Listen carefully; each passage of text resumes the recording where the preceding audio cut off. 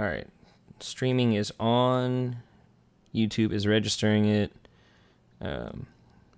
Test, test, test. And Brian, go ahead and talk if Sam's going to listen to it, so that way we can. Tiesto. Hold up, let me get there. I'm not. And Brian, go ahead and talk if Sam's going to listen to it. So Fine. Tiesto. sounds good on my end. I have it muted though, so that way it doesn't interfere with my stuff. If it's showing good on yours, then that's. Yeah, but still, I just want to double check. Yeah, Sam. Duh.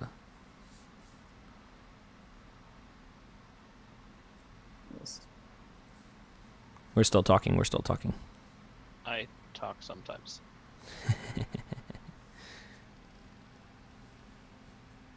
really wish our search Tom was Hardy, like also Venom. fast. So when you search for a Sam, no spaces in the name, and then switch it to channels instead of by video, and then it pulls up right away.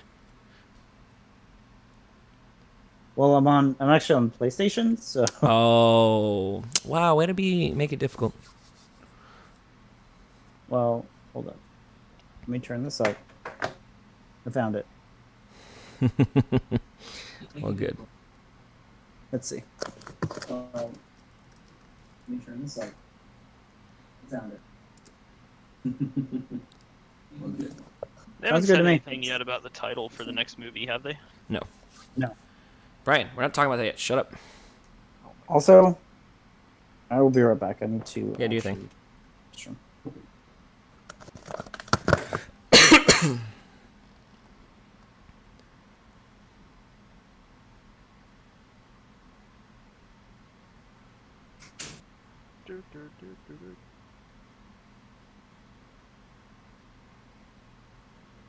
Let me make sure that my microphone input on this call is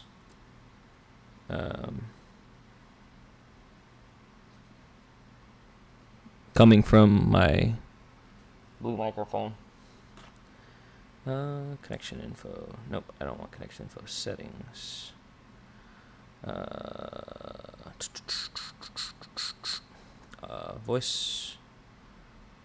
Voice activity. Input device is microphone blue icicle. Okay, good.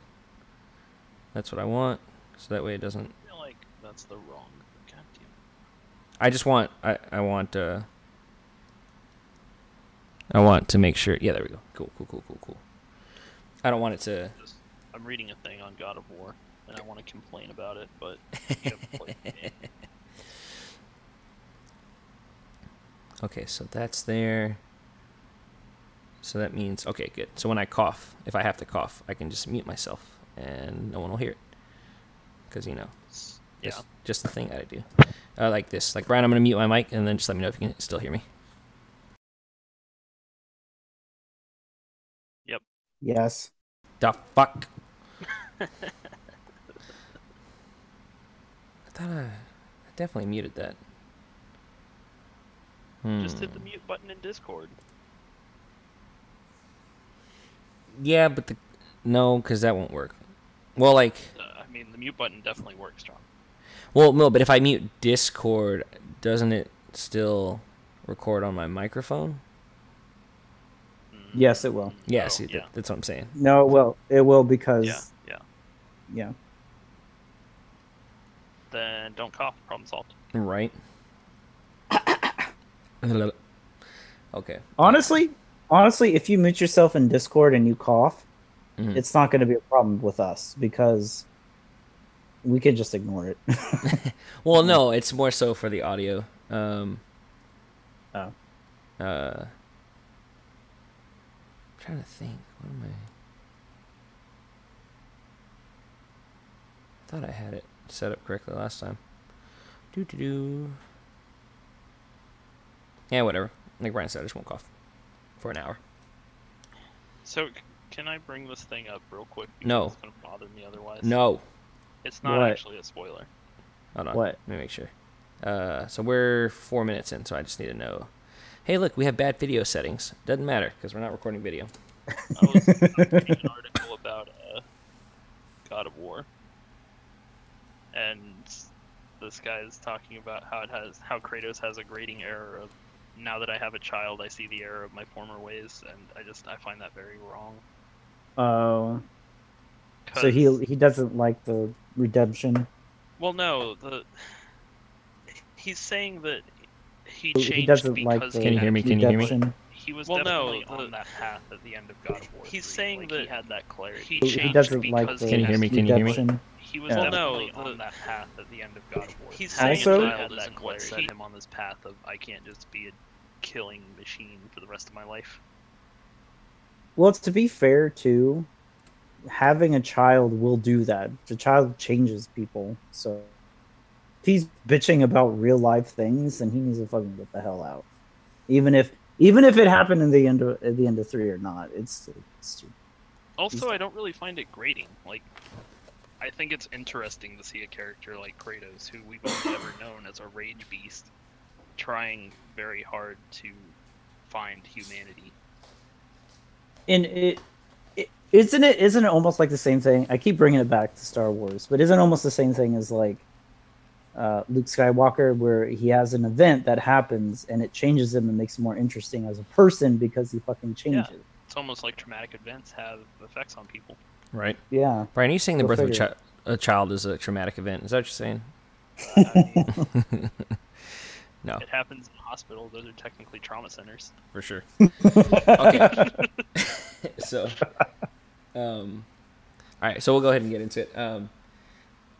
Yeah. So I'm just gonna deal with it. If I cough, I cough. I'm gonna do my best to not. You guys know how I am. It's fine. Fine. All right. So we'll go ahead. It's like I think we're 6 minutes in. Yeah, about to be 7. So we'll start in like 10, 15 seconds. So yeah, but to answer your question, Sam, I didn't have a synopsis. I figured we could just go through it and kind of address things. Okay. Yeah, I figured it because there's a lot that happens. A lot of people get punched in the face. Yeah, this is true. I will give me like 2 seconds to make a couple points that I want to make sure we bring up. Super Turbo Turkey Puncher 64. and a half.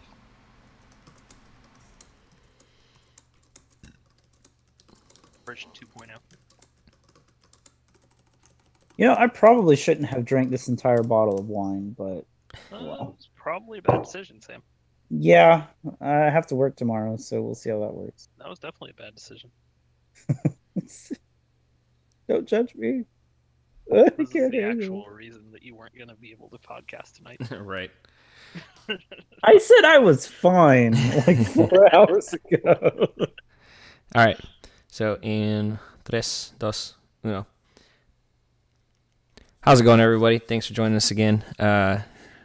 Just me, Brian, and Sam this time on Avengers Infinity War. This is actually like the quickest turnaround we've had on a movie, right? Like, Yeah. Well, Yeah. within 2 days. Black Panther was pretty quick, but no, you're right. No, we waited a week for that so we could get a movie that's chest. right. Remember? I Yeah. forgot about that. So, man, I guess first and foremost, I was kind of curious, kind of like give me a short overview of kind of like your overall feelings, like 2 or 3 words. Go ahead and go first, Sam. I'm curious. Really? Yeah. Okay. Jesus. There's a lot. I'll sum it to this. Mediocre to above average. Fair Is enough. what I'll say. Fair enough. Brian? 3 words. No, I guess it would be 4. Happy till the end. Gotcha. Nice. Overall impressed. And impressed Yeah. doesn't imply, and we'll get into the details now because now I'm explaining myself. Impressed doesn't necessarily imply that I think it's like the best thing ever, but overall impressed. Like, so I guess what are some of the things that you guys? I guess let's just start at the beginning. Like overall, just like the start of the film, how did that kind of work with y'all? The whole like right at post Ragnarok, literally minutes after it happened. I liked it. I was glad that they just dove straight into it from the end of Ragnarok. Instead of like doing this long like recap or like last Yeah. time on Avenger Yeah. Ball Z. I I really will like say, it when films pick up exactly where the last one ended off. Mhm.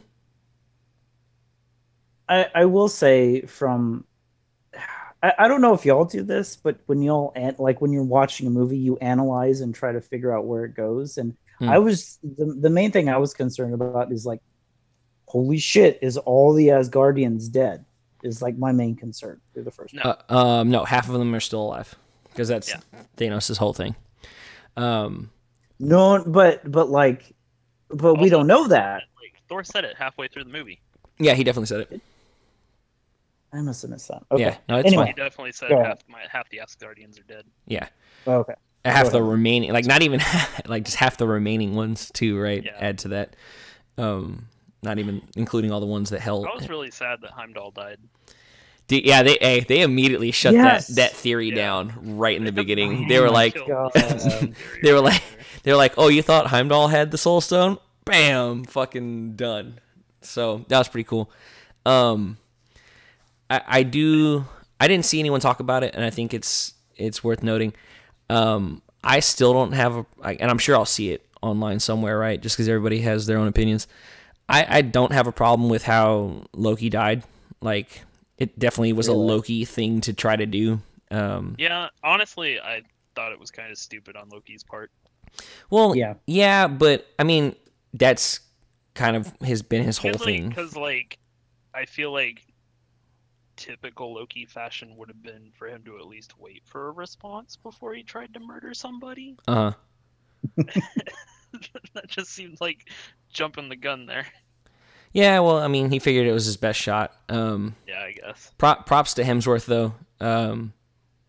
Like I think overall he's gotten better as the character Thor. Yes. Seeing him react the way he did. And man, jumping right into the Hulk fighting him was fucking awesome. Yes. I will say real quick though, I don't know if y'all had this experience, and I'm sorry for anybody else on fucking YouTube that had this experience, but literally somebody recorded Loki's death, made it a title, and put it on YouTube, and it recommended it to me. That's bullshit. Seriously? Yeah, it did. Bullshit. It was literally the day of. I was just like browsing YouTube, and it's because I've honestly been looking at a lot of Infinity War stuff, like theories and like what could happen. No, promotional stuff. So like they did a Family Feud event. They did I saw that. Q&A. Yeah, so I looked up all that stuff, and I think that's why it recommended it to me. But yeah, that I was just like, that's seriously, bullshit. And look, I'm glad it was at the very beginning, at the very least. Yeah, so that way. But it's still kind of like, yeah, but it's still kind of like, this is fucking bullshit, because this is a character that's like highly regarded amongst all of the villains. Yeah, of anybody, for sure. Yeah, that's fucked up. But no, I think jumping straight into the Hulk Thanos fight was awesome to get to see those two guys of that size kind of duke it out, and it wasn't even a chore, right? Hulk was just stomped. Yeah. Also, like, without going into the rest of the film too much, like, obviously there are going to be spoilers in this, but I really appreciated the fact that Hulk didn't show up again throughout the entire film. That he got sidelined? Oh, yeah. No, it was great. It made sense, too, because he, like, without going into it too much, he was afraid. Well, yeah, so I think that's how we're going to attack this. We'll go kind of like big moment by big moment thoughts about it, and then like kind of theory. Like, is you guys subscribe to the theory that I think it's either one of two things. Either Hulk was scared, or because he got beat by Thanos when he was trying to fight other people, he didn't want to, because he was kind of like, I want to fight the guy that beat me, not these, Yeah, I don't know. Like, I definitely that's a good question. think we're gonna see a throwdown between him and Thanos in the next movie. Oh yeah, it's gonna be fucking awesome. Yeah, I was kind of thinking, I was like, he could definitely be scared, or it could be a thing where he doesn't want to waste his time with people that are beneath Thanos, because it's like, I want the boss, essentially. Right. But Which is fair. Like, if he had come out against anybody else, they would have been immediately stomped. Yeah. So it was really interesting to see that. And then the movie overall just had good pacing, because we jump right from that scene into the teleportation with the Bifrost to New York with Tony, with Doctor Strange, Wong, and then Banner shows up. Wong was my favorite character. Dude, And man, Wong was so good. I gotta say, so into that like whole section, Strange and Iron Man's interactions were awesome. I loved all of them, whether they were funny, whether they were serious, like whatever interactions they were in any scenario. I really enjoyed the dynamic between Tony and Strange, because Strange, it was really well done. he can give a shit that he was Tony Stark. He was like, I don't fucking care who you are or who you like, why you think it's the right thing. Like I don't care. I'm the one that's protecting the stone. You're not going to tell me what to do with it. Exactly, and Tony's not used to that kind of like, because think about it. Even in Shield, right? Even with Nick, he was still like, well, I'm just going to hack your system and get access to all your stuff and kind of tell you what to do. And Strange was like, no, you're not. You're not in charge here. Sorry. So it's kind of the stop interrupting Sam. Bro. Sorry. It's the battle of egos, right? Like each one has an ego for a reason. Yeah, and they're not wrong in it, but for sure. You don't really like you said. You don't really see that with Tony. Yeah. So they're in the sanctum. Yeah, those interactions were great. I loved them playing off each other. And it definitely answered that those scenes answered that question of are Cap and Tony still, at odds. Some people I read had a problem with it because they were like, well, what? I really appreciated Ruffalo for that. Yeah. He's just like, stop being a bitch and call Cap. Yeah, this is bigger than all of us. Yeah. So then we jumped right from there into Squidward and the big guy with the pickaxe style thing. I lost it. I lost it way more than I probably should have at the draft house when they said that, but it caught me off guard and it was really funny to me. But as stated previously in our Doctor Strange podcast, I love watching Doctor Strange fight. It's one of the most entertaining things I think I've seen, because it's just I don't know, I can't really explain it. I can't really break it down. It's intricate and interesting, and it's not the same as everybody just throwing punches at each other. Exactly. Yeah, it's totally different, and this movie actually made me want to go back and go, holy shit, I need to watch Doctor Strange. Right. And it's because the first movie was good, but it didn't. He's learning to be the Doctor. He's learning to be the hero that he should be, and this is where he fucking is the hero. When it's that's what makes it And I think I brought that up. It was cool to see the Ancient One be all powerful against Caecilius. I got it right this time. It was cool to see those two throw down at those levels, and then know that Strange is going to be there and even surpass it at some point. And this movie had it in spades of I am the Sorcerer Supreme for a reason. But and then I lost my shit when the nanobots came out of the chess piece for Tony. Yeah. I was just like, yes, I loved it so much. I don't think I understood, because I haven't played Marvel vs. Capcom or read any of Iron Man stuff. I don't think I understand the implications of that until later down the movie. So it's just a more versatile suit. Instead of having to have as many armor types, the nanobots can kind of just form and modify to an armor whenever they need to, essentially. Yeah, and not even just armor, just any object. Yeah, really. Yeah. Like when he shot the bigger ion cannon at I don't remember the big guy's name. In all honesty, big guy. They didn't really say. The nanobots came out and formed those amplifiers, and they can just or when he was chasing the ship later in the scene, they made his boots turn into a single jet engine and take off faster. It's more versatile. He doesn't have to say, oh, I need my flight armor my supersonic flight armor, or I need my, whatever, right? The Hulkbuster still exists because that's like an exception, but the other armors aren't as necessary because he can just modify what he's doing on the fly. Right. And that was really cool to see that just happen. Yeah. I was gonna say, why doesn't Batman have that? Just saying. He's not Iron Man. Because he's not Iron Man. Because that would make sense. Right. So, but watching them fight was cool. Tony taking on the bigger guy, and then Strange and Wong fighting Squidward. And then to see Spider-Man jump in was really cool. And then Tony and Steven were still like arguing with each other about the fight. So I really enjoyed that. Their dynamic was really well done. Yeah, because they both kind of had, like... I like that they still touch on Tony's kind of PTSD with the whole war thing. Yeah. Like, because he's still, like, that's still kind of his biggest motivation for a lot of things. And, him and Strange were going at it about kind of that whole thing. But watching Spider-Man come in was cool. Seeing him fight with Tony was really fun.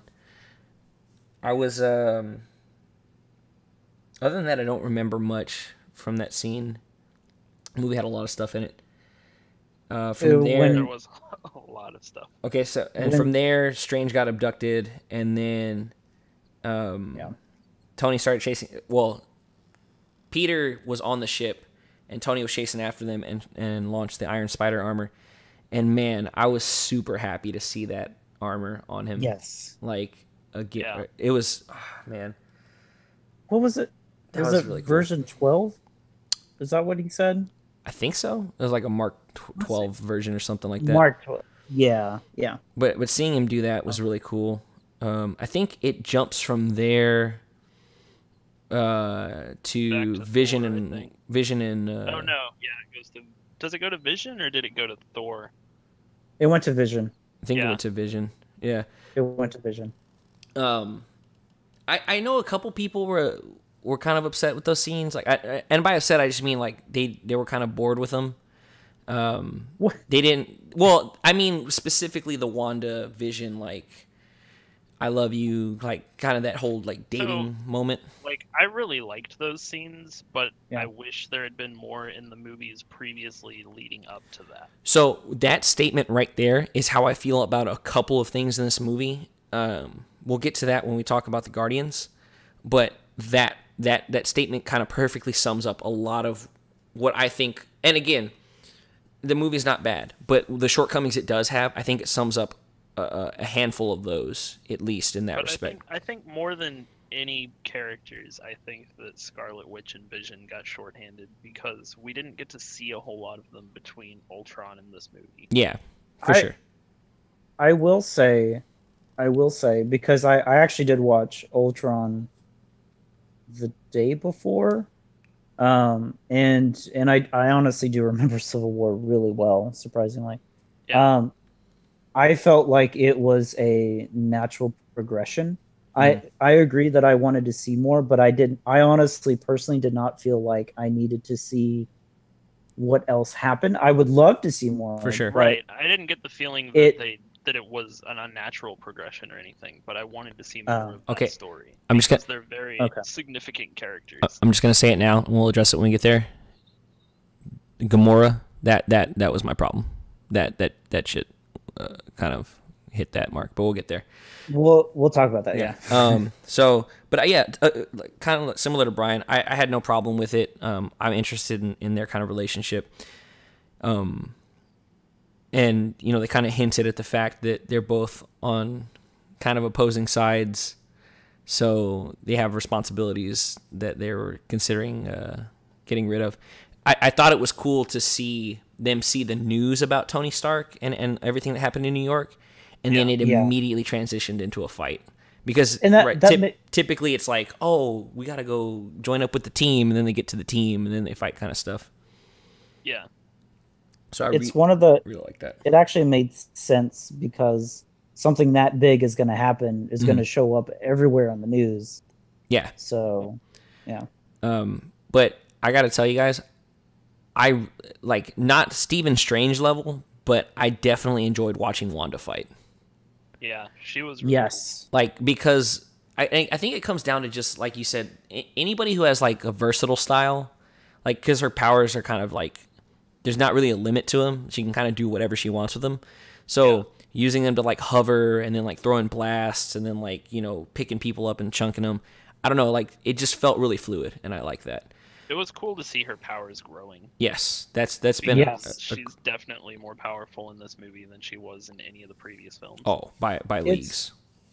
It's one of the complaints that I had in Ultron, that it was very much just like, oh, I'm telekinetic person. But if you actually like after rewatching, I was like, okay, this makes more sense, and that she's grown in her powers, so there's a lot that's going to happen. And a lot of that can be attributed to the events of Ultron, I think, right? Because she wasn't able to contain the bomb blast. So you would think that she's like, I had a direct role in this. I want to get better control of my powers. I want to be stronger. So I think that made a lot of sense. She wants to be a hero. Yes. She wants to be a hero more so. Exactly. Yeah. That fight was pretty, those fights were pretty cool. Them isolating, like just simple stuff like isolation for the fights to keep everyone away from each other, because the end goal is the Mind Stone. Was interesting. Dude, when Cap showed up, man, I was definitely like, oh shit, it's about to go down. And you know what? His beard was CGI, and it did not look like shit like Henry Cavill's. I don't care what anyone says. Well, it's What? They didn't have to CG a whole beard onto him. Yeah, he didn't. I know he grew some of it out, but they did have to like kind of. But it's the difference between adding hair and just hiding skin versus like hiding an entire mustache beard combo. Like it did, like it never looked bad. And see, Sam didn't even know, so that's kind of the whole point, right? I did not even. Yeah. And you know me. Yeah. I love my Cap. Yeah. But seeing him, Black Widow, and Falcon show up, and just it's little things like that I also appreciate. Like they've been working undercover together for, I think they said like 2 years. It'd been like 2 years since the last Civil War, I think, something like that. And you can tell they've been working together since then, and their teamwork was on point. Like they weren't even like just the subtle like we don't even have to kind of tell you what we're gonna do. We're just gonna do it. And they caught Vision and Scarlet Witch off guard, and were able to kind of isolate, beat Vision down, and then it was 2-on-1 against Wanda. For them to overpower those two guys, because I guess the main traits of the Black Order, one of them was the wizard Squidward, one of them was the big Hulk kind of style guy.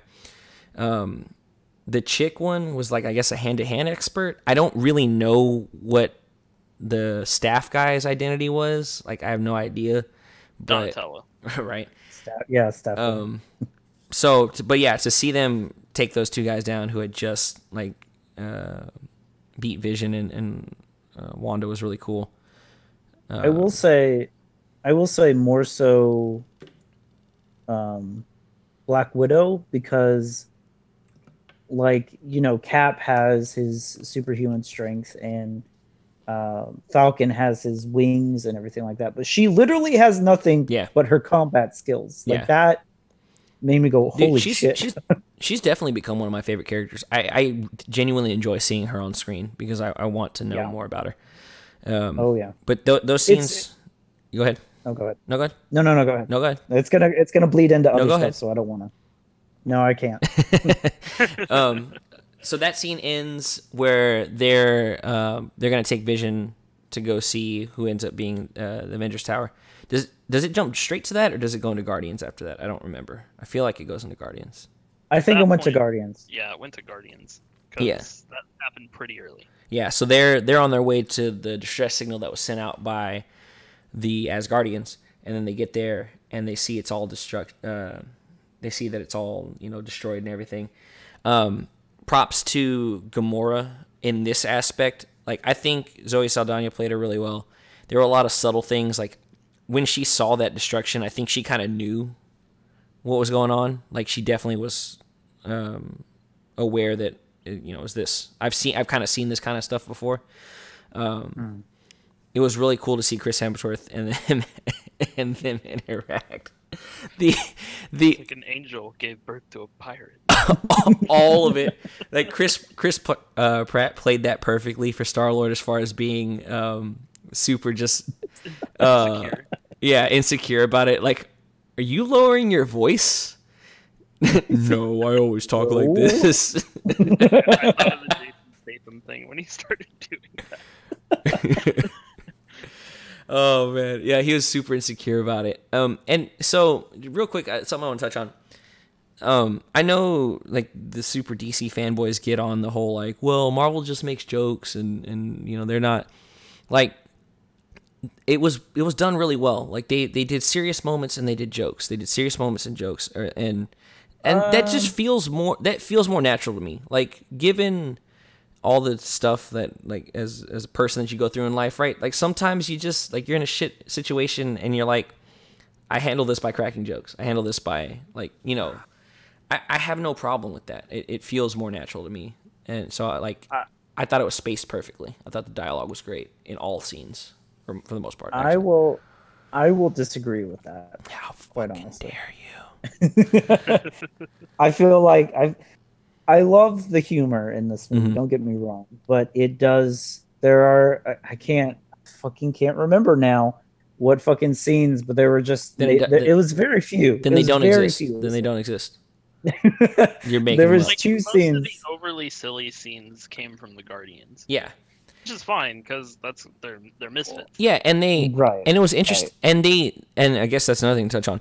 All of the movies that bled into Avengers, like they still carried their signature style. Like Guardians didn't show up and then adopt like Thor 2 dialogue, right?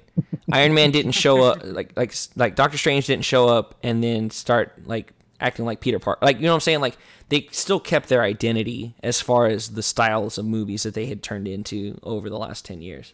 Right. And I have no problem with that. So yeah, to Brian's point, right? Like they're misfits. They're good. That's what they do.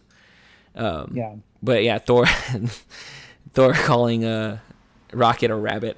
But like normally Rocket would have called him out on that, but I think he was just like, I don't want to fuck with this guy. Yeah. But those interactions were super fun. And I like the idea, and we'll I guess I'll bring it up now. I don't have a problem with the idea of the separate storylines going on. So a couple of criticisms I read or saw were that, why is Thor off trying to get some stupid axe when he should be helping, fight Thanos or the Black Order? Okay, so I'm gonna say that as soon as he mentioned Nita Veller or whatever it was, I was like, oh shit, they're gonna go with the whole Stormbreaker thing? That's gonna be badass. Well, no, yeah, and it was awesome. But like my thing is like, and if I remember correctly, Brian, like I said, as far as your comic book knowledge, Sam, like when they do these big events like this, from what I understand, it is very much still like that in the comics. Like, Tony and Strange had their plan, their idea of like what was the best course of action. The Guardians had their idea of what the best course of action was. Yeah, and that's Thor why, had his. Like, in these big crossovers, you get little snippets of everybody's story. Yeah. And then if you want that character's story, you go and read that character's comic book. Exactly. And like, I don't understand why people would be upset about that. Yeah, and it's Go ahead, Sam. I was gonna say it from a story Stimpack.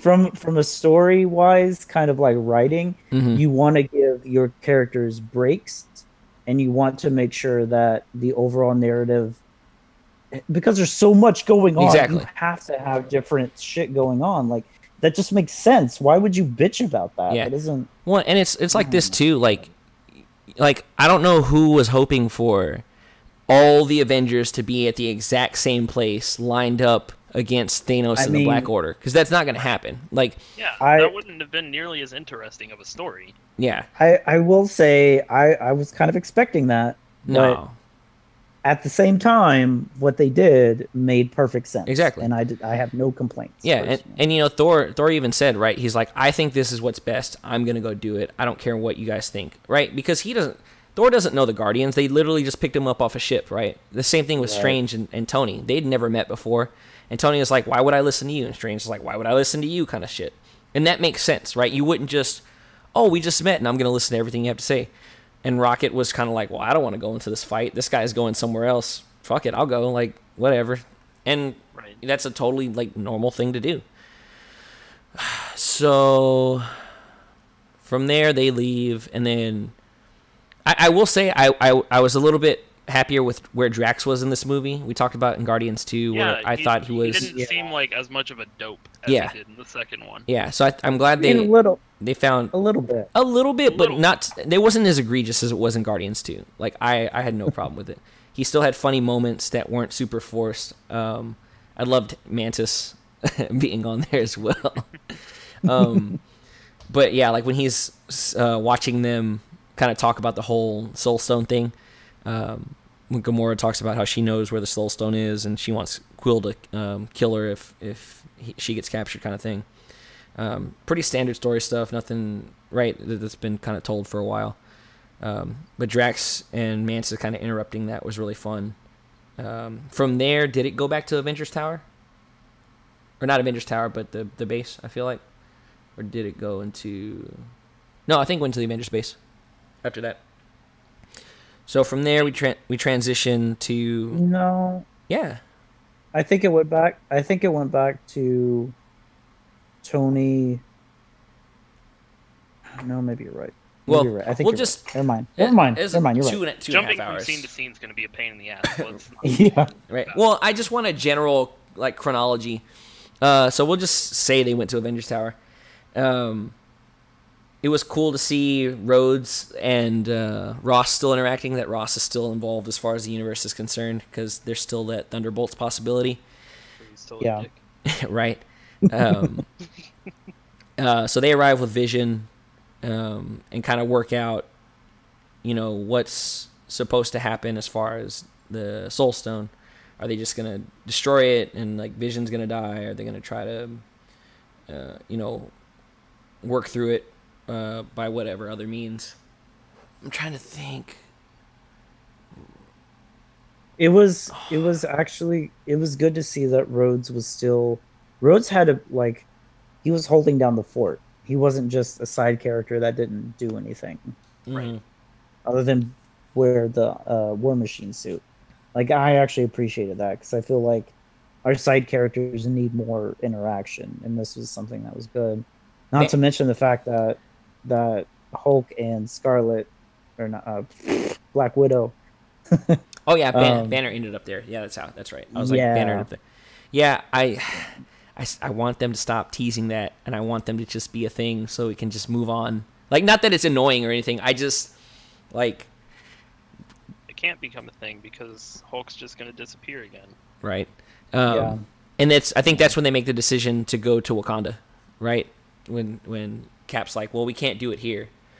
Yeah. So, let's take them there.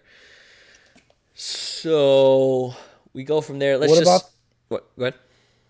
I was gonna say, what about the scene where they Spider-Man? Oh yeah, so I was about to say, let's go back to the ship with Strange and Tony. Okay. Oh, wasn't that the scene where they also talk about Scott and... Yeah, they mentioned Scott and Clint. They're just like, oh yeah, they're off the grid. Like, there's an Ant-Man and a Spider-Man? Yeah. So they, real quick, they did not mention Hawkeye. Yeah, did they? Yeah, they did. Yeah, they're... Did they? Yeah. What did they say there? Yeah. They mentioned him as Barton. Yeah. Oh, that's right. Okay. Yeah. And oh man, and see, like, little moments like when Banner was like, when he found out that the Avengers weren't a thing, this is back to the Tony Stark thing, like, that's cool too to me, right? Because it lets you know, like, these characters did go off and do, like, right, Hulk was on fucking, whatever place, I don't remember the name of the world. It's on Goldblum planet. Yeah. So he would have no knowledge of any sort of thing like that, and why would he? So we're back on the ship with Squidward, Doctor Strange, Tony, and Peter. So I I definitely think I really like the Black Order, not necessarily for them individually. I like the Black Order because they weren't just overpowered and beaten, right? It wasn't Yeah. just I punched you stronger or Doctor Strange out magicked him, right? Yeah.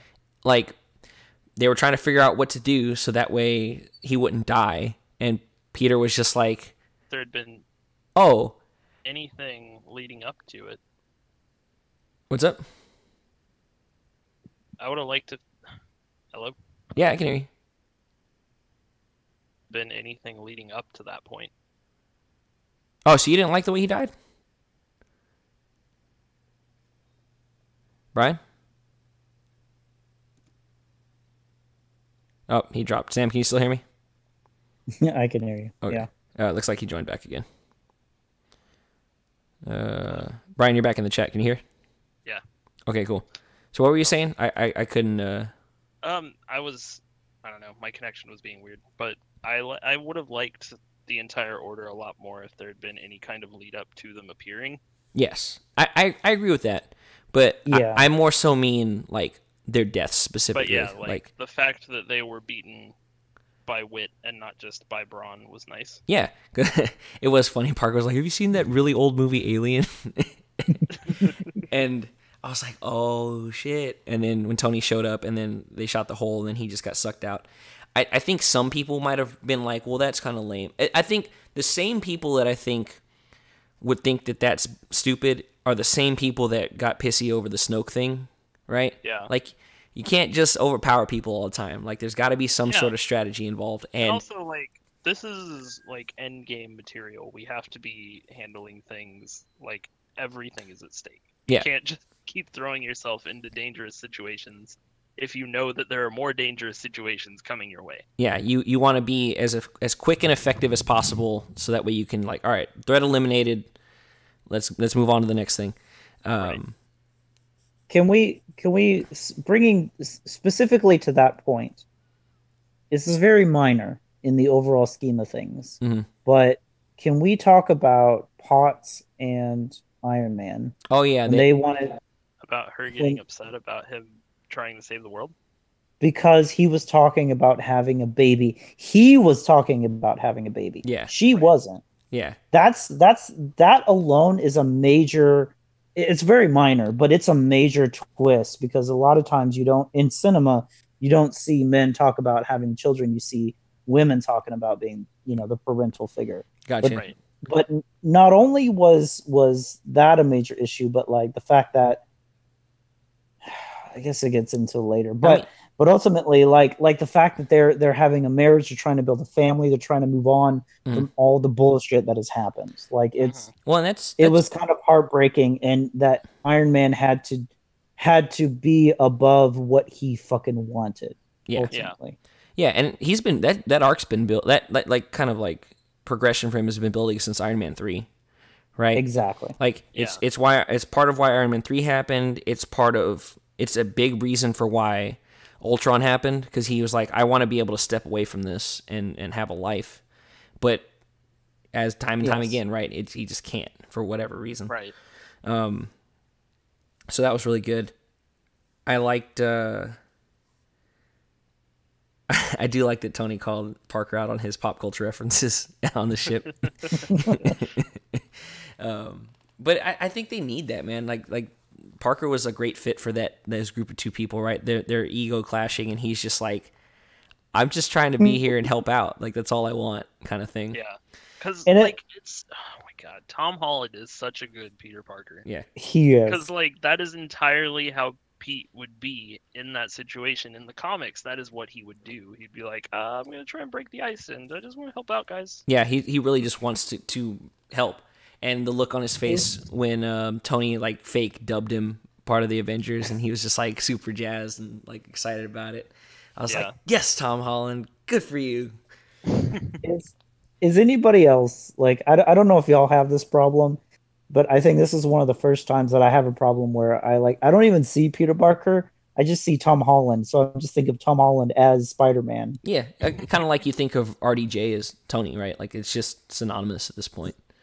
Yeah, like it's a perfect fit. It's Yeah. amazing. Um, So, talking about not being able to recognize actors and characters, like I spent all last night trying to remember Peter Dinklage's name.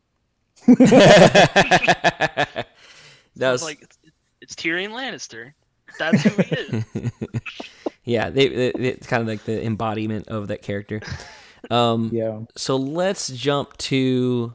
I want to jump to the Guardians scene because I think that happens next because it definitely brings Nowhere us. one? Which one?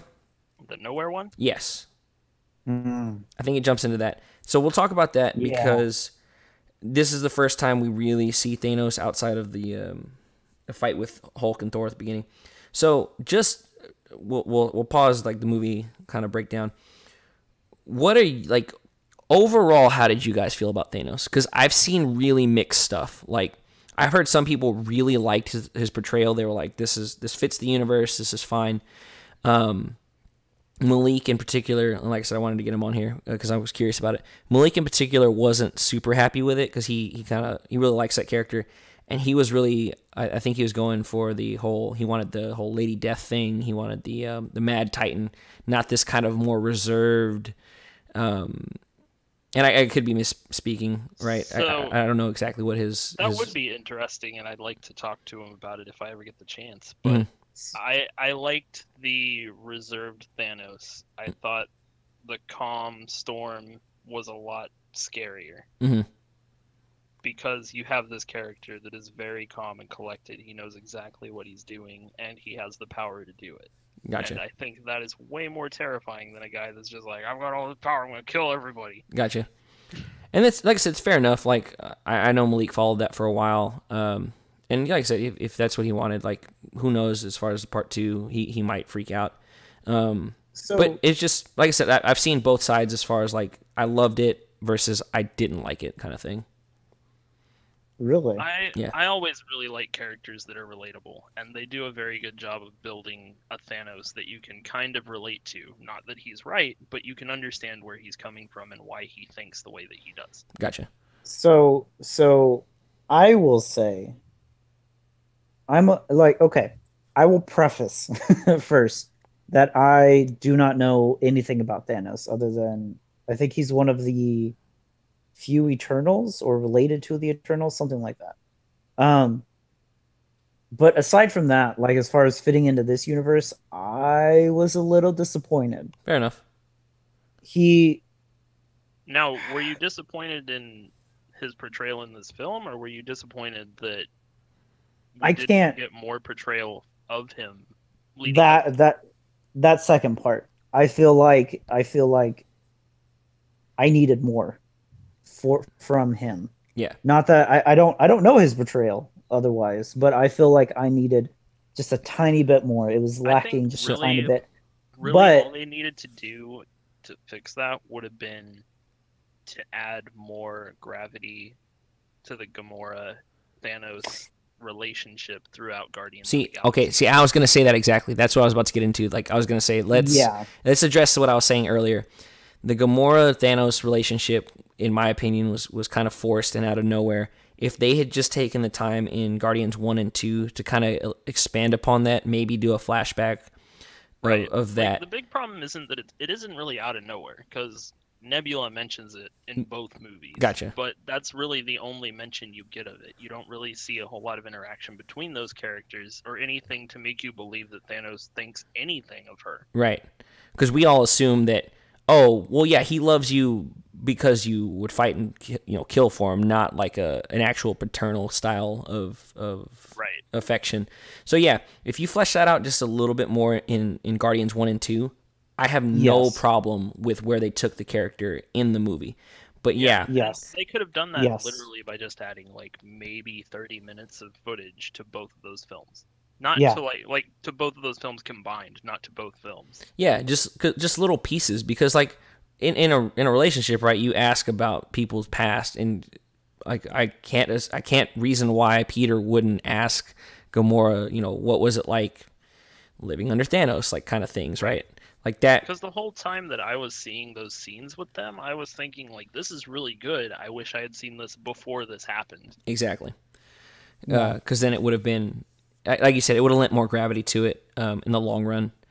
But And it would have made your antagonists a lot more interesting for sure, as well. for sure. So they get on nowhere, and they see the Collector and Thanos. Dude, when I was super like, this has got to be a Reality Stone, and to see everything fade away was really cool. I like Yeah. that just that whole like dynamic shift. and they kept it. It's a small thing, but they kept it grounded to the point to where you could, if you had watched Thor 2, Mhm. it made as soon as you saw the Exactly. red, it made sense, and you're like, holy Yeah. shit. Yeah. When he used the red stone on Mantis and on Thanos, totally fine with that. Drax. Like or Drax, Thanos, Drax. I was cool with that. And I was actually kind of like unsure if Peter was gonna shoot Gamora or not. I didn't know if they were gonna do the whole, well, I love you, so I can't actually shoot you thing. I actually really liked that. It, at least for me, it kept me a little bit guessing, because I was like, is he gonna pull the trigger or is he gonna not? And then Gamora's gonna be upset with him, kind of shit. Yeah. So I like that, and I do like the small remark from Thanos where he's like, I like you, because he pulled the trigger, right? Because Yeah. his whole thing later on was that, like, I'm doing what I'm doing because I believe it's right, and I don't care if, right? Like, and same thing with Peter, right? He was like, Gamora's asking you to do it. She's telling you to shoot her. Do it, Yeah. right? If you love her, do it. And he did. He put it aside and said, this has to be done. So I like that small interaction with that, just a little thing with Thanos. I will say, I don't know how Q feels about this, because he's a writer. I feel like they took too long, to be honest, because if, like, from a logical standpoint, if I'm sitting there as Thanos, like, well, if he pulls it, like, he's taking forever well, he's not to make a fucking They decision. Well, did Thanos- drag that a little bit longer than they should. Yes. Yes. But I and they think alluded to it too much. for Thanos, like, he doesn't care. He knows he can stop it, right? He's Right. not. He But- doesn't but care the about point- the outcome. No.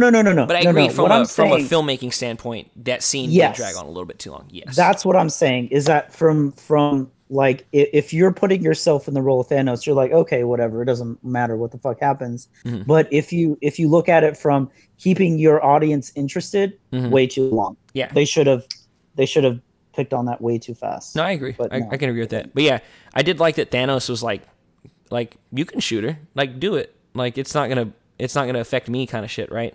So Yeah. I had no problem with that.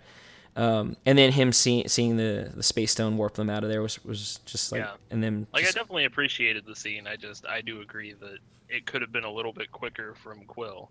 gotcha.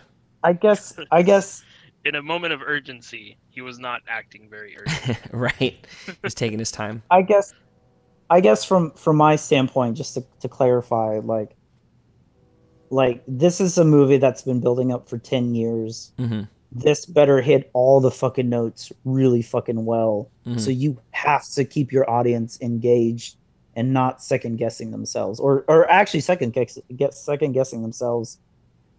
And this just, it didn't work, personally. Gotcha. So I don't think let's. it didn't work, but I do agree that it could have been done better. Fair enough. So I want to leave Thor's thing to talk about a little bit later, because I want to go straight from Thor's axe, the Stormbreaker, into the Wakanda fight. So let's talk about the Thanos fight Ooh. with the Guardians and with Strange, Stark, and Parker. That Dude, that entire sequence was awesome. Like, when they met and how they were fighting each other was fun. Peter freaking out about seeing Mantis. Don't lay your eggs in me, kind of shit. That was really funny. Also, I didn't notice it in the other movies. When Mantis is like ready to fight, she curls up like a Mantis with her hands in front of her. I think it's Yeah. adorable. I don't know why. I'm just like, Mantis is oh, ridiculous. she's funny. Seeing them fight was really cool.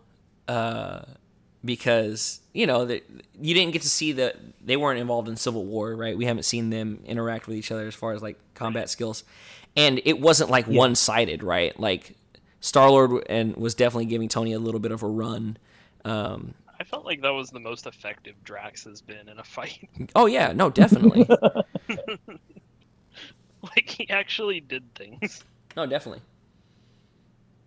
Oh man, I feel like if given the right amount of preparation, I feel like Strange could have taken Thanos on his own. Oh my god. On his own. Oh my god. Before we get to that fight scene, can we address that one? I love the reference to Guardians 1 when Drax is like, "Tell him how you save the world dance battle," and Tony was just like, "What?" and Star-Lord was just like, "No, like stop, like we're not talking about that." And it's like Footloose, and it's like, is it the best movie ever? Is it still the greatest movie It's ever? the movie that never was. Yeah. He's like, Parker was absolutely shattering his dreams, like without even like trying. He was just like, man, the theater lost it, and I loved when Tony realized like who he was working with. Yeah. That just like. I would rather kill myself than deal with this fucking nonsense. That stare of just like, I'm gonna fucking die. Like there was just so much in that facial expression. And he's like, yeah, this team doesn't really do plans. Yeah, and Tony was just like, and Strange was all doing his own fucking shit. But yeah, Tony was just like, never have I worked right. I think that was really cool too. Tony was exposed to people that he's never been exposed to. Strange. Tony was like, I'm surrounded by idiots. Yeah. Yes. Strange. Yes. Strange on one end, and then the Guardians on a completely the other end of the spectrum, right? Just like, and I fucking loved it. I loved it. Again, it carried that style. Like Tony was still Tony, the Guardians were still Guardians, and it's like, how do these mesh? They did such a good job of mixing all of the characters and just the way they interacted with each other was so well done. Mm-hmm.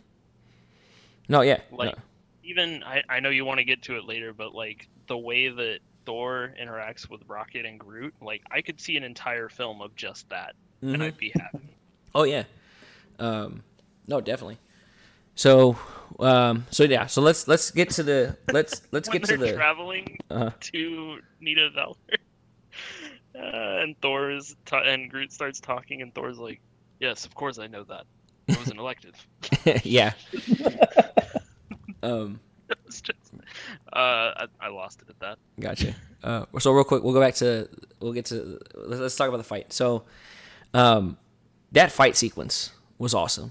Like, yes. Oh well, okay. Before we get to that, sorry to interrupt one last time. Wakanda happens. No. We're talking about. No? We're talking about. No, we're going from this to Wakanda and then to Thor's part because I think that's the kind of the most logical order.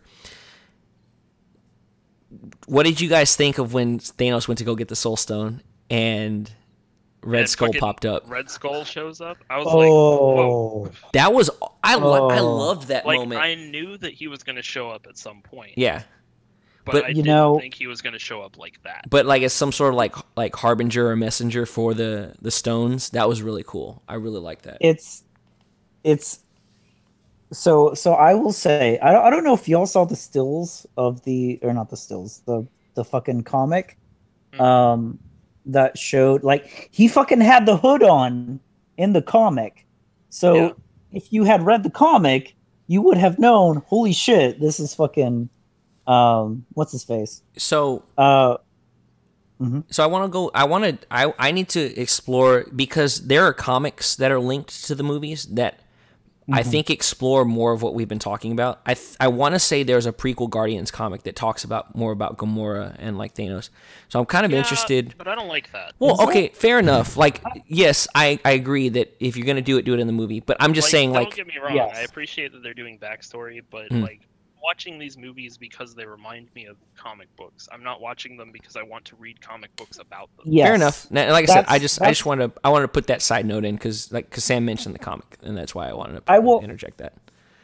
I will also mention the fact that okay, minus this movie, right? That's been building up for 10 fucking years Hmm. and is pretty much cinematic history that we're experiencing fucking right now, which is Hmm. amazing. Alone, the fact that you have to do homework for all these other little movies Well, is so stupid, you don't and I have fucking to. hate You it. don't have to, right? It's the same. No, It's the same argument that if you don't want to watch the Thor movies, don't go watch them. Like I totally no, understand. Like the movies work as far as existing in their own bubble. Like I have no problem with that. But like I think there are even like bonus scenes like with like talking about Ben Kingsley's Mandarin that hint that there is a real Mandarin kind of thing. So they've kind of been leaving these little spare things. And again, I don't think you have to go read those or watch those. I don't think that they like it's a detriment, right? Like it's not like but it fucking is. no, it's not like fucking BBS where they left the entire Mother Cube scene out and now you're just like I don't fucking know what's going on here. Like Or like Star Trek 2009. mhm. It's no, it is fucking bullshit because you even pointed out that like the whole Gamora Thanos scene doesn't make sense unless you fucking read the comic that shows a little bit of that. Like, I think it why makes not have sense. that? It makes sense. I think it makes it better. And I could be wrong about what the comic addresses. It could be something completely different. But I do know that there are comics linked to the MCU. I just got to look into it a little bit more. But back to the films. Like, Yeah, I'm not saying that they didn't do anything that didn't make sense. Yeah. But they did do things that made more sense if you had backstory. exactly. It and but it isn't that what we're still saying the same problem? We need more Thanos to understand everything for it to make sense for everybody. But if you don't read these comics, you don't get that understanding. Well, We're I'm still not saying saying the that same you problem. need that for it to make sense. I'm saying that you need that To make it better. to have more weight. Yeah. Like, because Like, That's still understand even that's my why it- point. well, even Star Wars does it. Like you can like if you want the entire new trilogy story, there are elements in that in Rebels. There are things in Rebels that directly reference and give backstory to But certain things in the movie universe. And right, the movies are fine on their own, and you can't expand upon it as you would because it's a TV show, right? There's way more in a TV show versus a comic. But like I said, I don't. like I'm you can go but into this movie with no information about Thanos. You will understand that he has a motive, a means, and an execution. yeah. I Without get it. any other outside reference. I get it. I understand that. But when you have pivotal moments like the scene that we're about to get to, Mhm. it's fucking important to have that in your movies And- versus a side. And I agree with that. Like I said, I don't want to try to change your opinion on that because yeah. Right. Um, But to counter that, they did also have that flashback sequence with Gamora in the movie before that happened. One flashback sequence that Right, didn't make but that fucking- one flashback gives everybody the exact same information going into that movie. it does from Thanos, but not from Gamora. Because right. Gamora literally said, "But my mother," and then all of a sudden she forgets about her mother. Like, what the fuck? right. That makes no sense. Right. That was it was a good scene, but it wasn't a great scene, and it could have been so much more. Gotcha. No, I understand that. So yeah, he takes her up to the pillar, and again, right? I'm sure Thanos loved her. Nebula, that, this, that, and the other. Like, it's upsetting because that scene on the pillar with the Soul Stone is really, really good. Mm-hmm. But you have no background for Yeah, it. it just didn't have It doesn't. It didn't have the weight that I would have wanted it to. So the Yes. whole time that was going on, all I was thinking was, oh shit, Gamora was the last character I thought was going to die in this film. Straight up, no, yeah, Exactly. I didn't think Gamora was gonna die. I had no idea that was gonna. So real quick, so we're okay. I didn't think Loki or Gamora was gonna die.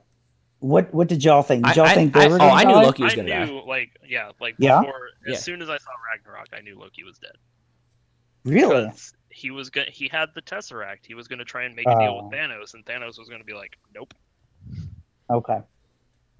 I guess John. thought you said Oh the same shit, thing. that's what I missed. So there was that brief scene where Gamora and Thanos are back on their ship, and Thanos is trying to convince her to go take him to the Soul Stone. I fucking forgot about that. and it's not super important. It does show Nebula. Oh, I loved that they showed Nebula like that, because in the comics, Thanos does, like, for her betraying him, he does torture her and leave her in like this weird suspended state where she experiences nothing but pain, I think. So my big question after they revealed where the Soul Stone was, what the fuck are they using to power Adam Warlock? A battery. Like, the just Energizer a ridiculous battery? Yes. It's got to be the power cosmic. Like, it has to be the power cosmic. Yeah. Hey, do you want me to spoil it for you? Because I've heard things. Shut up. Shut up, Sam. No. I'm just saying. No. There can't be 2 Soul Stones. Well, okay, like, it could, and this is off topic, it could be related to something potentially gets introduced in Captain Marvel, because she's the first cosmic being. I'd be willing to bet that Warlock is going to be in Captain Marvel. Well, no. Well, I don't think he's... No, because he's being created right now. Oh, wait. No. Yeah, because Marvel's going to be in the 80s. You're assuming that the entire film is going to take place in the past. That's fair enough. That's fair enough. Place in the past based on the Easter egg at the end of the movie. Gotcha. Okay, let's go back to... We're getting off topic here. Go back to the movie. So, the Nebula thing was cool, and I also want to bring up, like, the thing that did work with Gamora and Thanos that I like, the thing that I think worked... Gamora is a grown woman, and Thanos is a fucking, godlike being or whatever the fuck. Old a Titan. person. Yeah. Yeah, he's fucking Grimace. I think What, the dynamic from McDonald's? Yes, that's what Peter called him. That's what Peter called him. It was so funny. I missed that. Okay. I liked that interaction. I like the interactions between Gamora and Thanos, because there was that it evoked imagery of a child and an adult, like the taking her to the throne room, and her being like, I fucking hate that chair, I fucking hate this food that you feed me, right? And Thanos is just like, why are you being like this? And then you're not my real dad. Yeah, and then him deciding to not sit on the throne, but to sit on the steps, to kind of be like, I'm not this ruler right now. I'm your father figure, right? Like those subtle things. Yeah, those subtle things, or like when he grabbed her wrist again, just like a kid, like an adult and a kid, right? He grabbed her wrist to take her to the edge of the cliff, and she was like fighting against it. Yes, she's about to die, but like, right, kids do that when you're telling them, well, I'm going to take you to timeout, or I'm going to spank you, right? They fight, and it's futile, right? It's just hitting his wrist and his chest and like pulling, and Thanos is like, this is gonna happen, like you're nothing like compared to me as far as like power wise, or like you can't avoid this kind of thing. That stuff I enjoyed, and I enjoyed how they shot those, because like I said, for me it evoked that imagery of an adult and a child, so that worked for me. Like, I don't know if that's something anybody else even gives a shit about, but no, it was really well done. I really liked the interactions between those characters. My problem was just that there wasn't the backstory that I wanted before I saw that. Exactly. And I will echo Q's opinion on that, but from somebody that hasn't read or know much about Thanos or Gamora, I'm like, I need more, because it felt lacking to me. Yeah. Well, I mean, like, it was a good scene. Still lacking. Those characters didn't have any kind of we agree. What I think we agree with you in the terms that we want more. It's just our motivations for it are a little bit different, but we're all on the same page we wanted more. It doesn't have the emotional impact that it should, is what I'm saying. Well, that one did not. It had emotional impact for me, because I was like, how could this happen? I didn't think this character was going to die. Right. I was shocked. Okay, so back to the fight scene with Strange, Tony, all them. Man, that was everything I wanted it to be.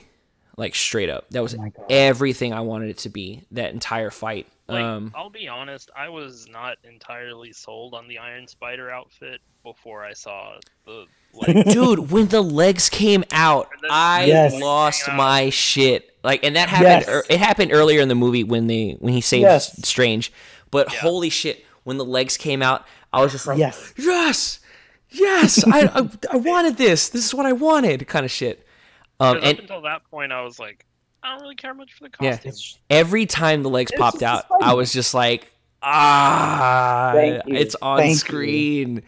No, John, I did the same thing. I think I verbally just screamed out yes, and I can't remember because Jordan, I kept nudging Jordan every time something like that I was like super nerding out over. I'd just be like, Jordan, they fucking did it. They fucking right. Yeah, I was like doing the same thing to Tana the entire time. yeah, but Tana was probably just like, I don't fucking care. Like, shut up. I'm trying to enjoy the movie.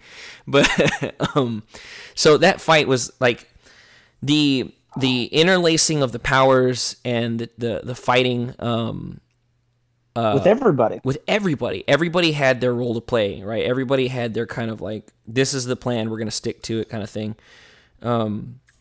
Seeing Tony throw down with him was awesome, because it was kind of that brawn versus like tech kind of thing. Peter kind of like jumping in and out when he could to land blows was awesome. Like, seeing all of them fight was really cool, and seeing them go toe to toe with Thanos was cool. But I thought it was like seeing Tony falling to Thanos. I thought was way cooler. Oh yeah. Well, so let's work through this fight. I also loved seeing Thanos use the Infinity Stones because for all the movies so far, it's been like this very hold on, I gotta sneeze. 1 second. In order to do that, that's ridiculous. Sorry about that, guys. Nobody knows the extent of the powers of the stone. And that's what I was going to say. He is the first one that knows about it. And that's what I was going to say. Like when Strange does. So when the Guardians had the Power Stone, right? It was like by sheer coincidence that they were able to do anything with it, and they killed Ronan. Yeah. But even Ronan, like, all we saw was him break the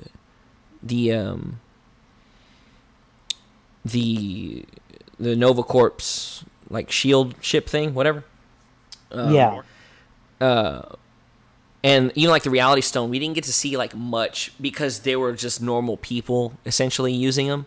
But to see someone on that level use it, like Tony was shooting like rockets at him, and then he spaced all of the explosion fire into like a single orb, and then shot it back like a flamethrower. What else happened? When he like used the Power Stone to power through the mirror dimension, like because Strange shot the mirror dimension at him, and he just like I'm just gonna power through this. I can't out magic him, but I can definitely out strength him. Strategy revolved around like don't let him close his hand. Exactly.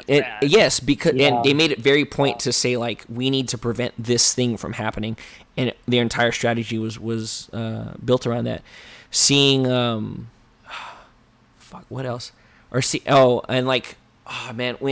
When he used the Power Stone and then the Space Stone to destroy the moon and bring it down. Oh, dude, I was just like, oh my god, that's awesome. Oh my god. Like that was amazing. But to see everyone like converge on him to try to take the gauntlet off right before that was awesome, because you had Mantis on him trying to put him to sleep. You had Strange holding the glove. Was he holding the glove with the ropes, I think?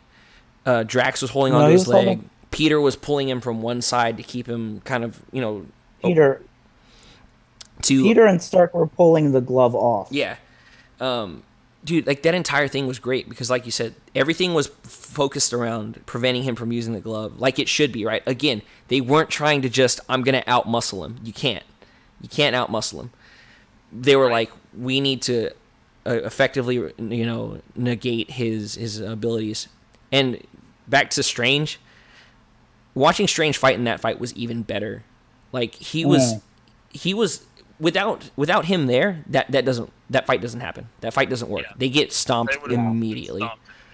But just seeing everything like play out the way it is, seeing him go into his like, I'm gonna create copies of myself shit, like, was I really appreciate fucking awesome. He's the Sorcerer Supreme. Like he is a game changer. Yes. He straight up is. If there's one thing that I could take away from this movie, it was fucking Doctor Strange, because like as somebody who doesn't know much about Doctor Strange, like and watching the movie previous to this and alluding to Just how strong he's gonna be. realities. No, just I'm talking about realities and shit that is going on behind the scenes that we don't know about, and understanding like, holy shit, there's a lot going on, Yeah. and that Doctor Strange is able to fucking access those powers Oh yeah. makes it humongous. And this is the movie that I was just like, holy shit, I want more Doctor Strange Yeah. more than anybody. Oh yeah. Like, Right? I fucking loved oh it. my god, I want more Thor. To Did- be perfectly honest, did- like that too. Did anybody yeah. have a problem with Peter doing the whole freak out thing and causing problems? I didn't. No, I didn't. no, because we had that background of him and Gamora had history, Mm-hmm. so that made more sense emotionally than what happened with Thanos. Yeah, for sure. And then seeing him take okay, so well, I want to bounce back to something Strange said before the fight. After we finished talking about the fight, so after that happened, and Thanos was like, "All right, I'm fucking done playing around," kind of shit, and he just starts beating them down one by one, like just like eliminating them as threats. Watching Tony fight him was awesome, like because Tony was giving it, like he was just like in his super desperate mode. Like 110%. Yeah, he was literally like, I don't know what, I'm throwing everything I have at him. I'm literally just, I don't know what else I can do, because Peter was like trying to help save the Guardians, like because they were like floating off. I think Strange was kind of incapacitated, and it was really fucking cool seeing the nanobots. Like, so when his armor got damaged, and again I'm nerding out over here. When his arm, I'm fucking just gushing. When his armor got damaged and he started missing parts, watching him reallocate the nanobots to like his repulsor blast on his arm, or reshaping it to the sword at the end, that was awesome because it showed his ingenuity and his creativity and the just how far he could push the limits of the suit. But then, like I said, he was missing armor on his legs, his face, but he was like, I'm not gonna stop. Like, I'm still motivated by what I've seen with my visions, and I still think that I can potentially save everybody. And just that was great for me. I absolutely love that. Like, just the way they shot it and the way RDJ kind of portrayed it was a man that was like, you're gonna have to fucking kill me. I'm not gonna stop. And Thanos took that blade and fucking stabbed him, and I was legit like, oh shit, this got real fucking serious. So real quick, when y'all saw it, like there were like maybe 3 moments when my audience audibly went like gasped very loudly, and when Tony got hit, everybody gasped loudly. I was surprised. Yeah, people were legit like concerned. Yeah, that was a great moment. And then seeing Strange try to one-on-one Thanos and just getting beat, and then being like, okay, fine, here's the time stone kind of thing. He had to. But that entire fight scene was just beyond my expectations as far as like the interactions between. It was so well executed. Oh yeah, super great. So a couple things real quick. Yeah, go ahead. Go ahead. No, I was gonna say, so at this point, when Doctor Strange gives Thanos the time stone, to recall an earlier point when the Guardians and like Doctor Strange, Tony, and Peter Parker were, I was about to say Tom Holland, Space Crew, were talking to each other. Yeah, when they were talking to each other, and Doctor Strange saw, I can't, like 40 million. Oh yeah, so that's what I was gonna. That's exactly what I was gonna bring up. I can't talk about that yet. That's exactly what I was gonna bring up. Why not? I can't. Okay. Because it plays into the end of the movie. Okay, we'll Really? wait. We'll wait on that point. Yeah. We'll wait on that part. See, I was just about to start talking about how I think that it's all.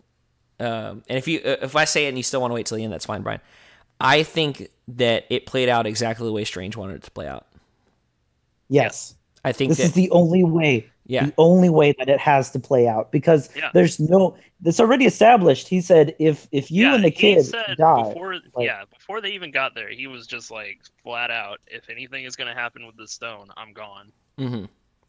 So for him to willingly give it up, yeah, he has to know something. He can't give it away Yeah. unless he knows how it's going to play out. Exactly. Yes. And that hits on a point later in the movie too, when the snap.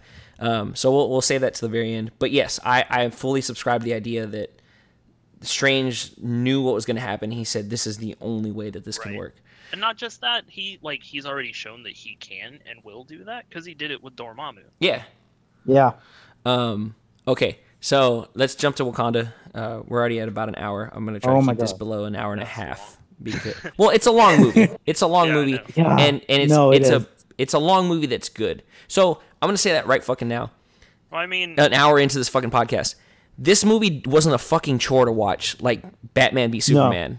Yeah, like there's a lot to digest. Yes. It's all shot very well. It wasn't a fucking chore. I wasn't like, also, oh, I gotta fuck on. Like Sam, you were super like, I don't want to watch the extended edition again, and we had to be like pacing, and we were like, well, so my first viewing of anything, I give a the thing, but I will say the pacing in this movie.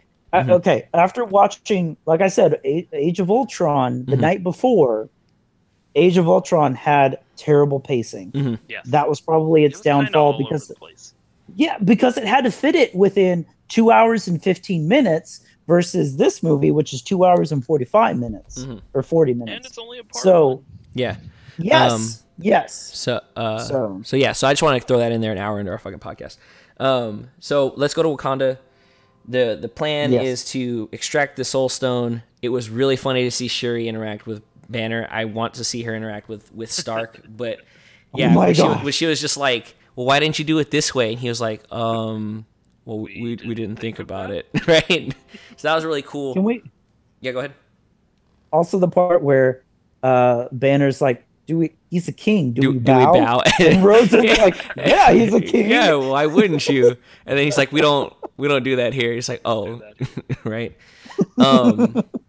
So they were prepping for the fight. They had gotten Bucky his arm, right? Bucky and Cap are reunited. That bromance is there.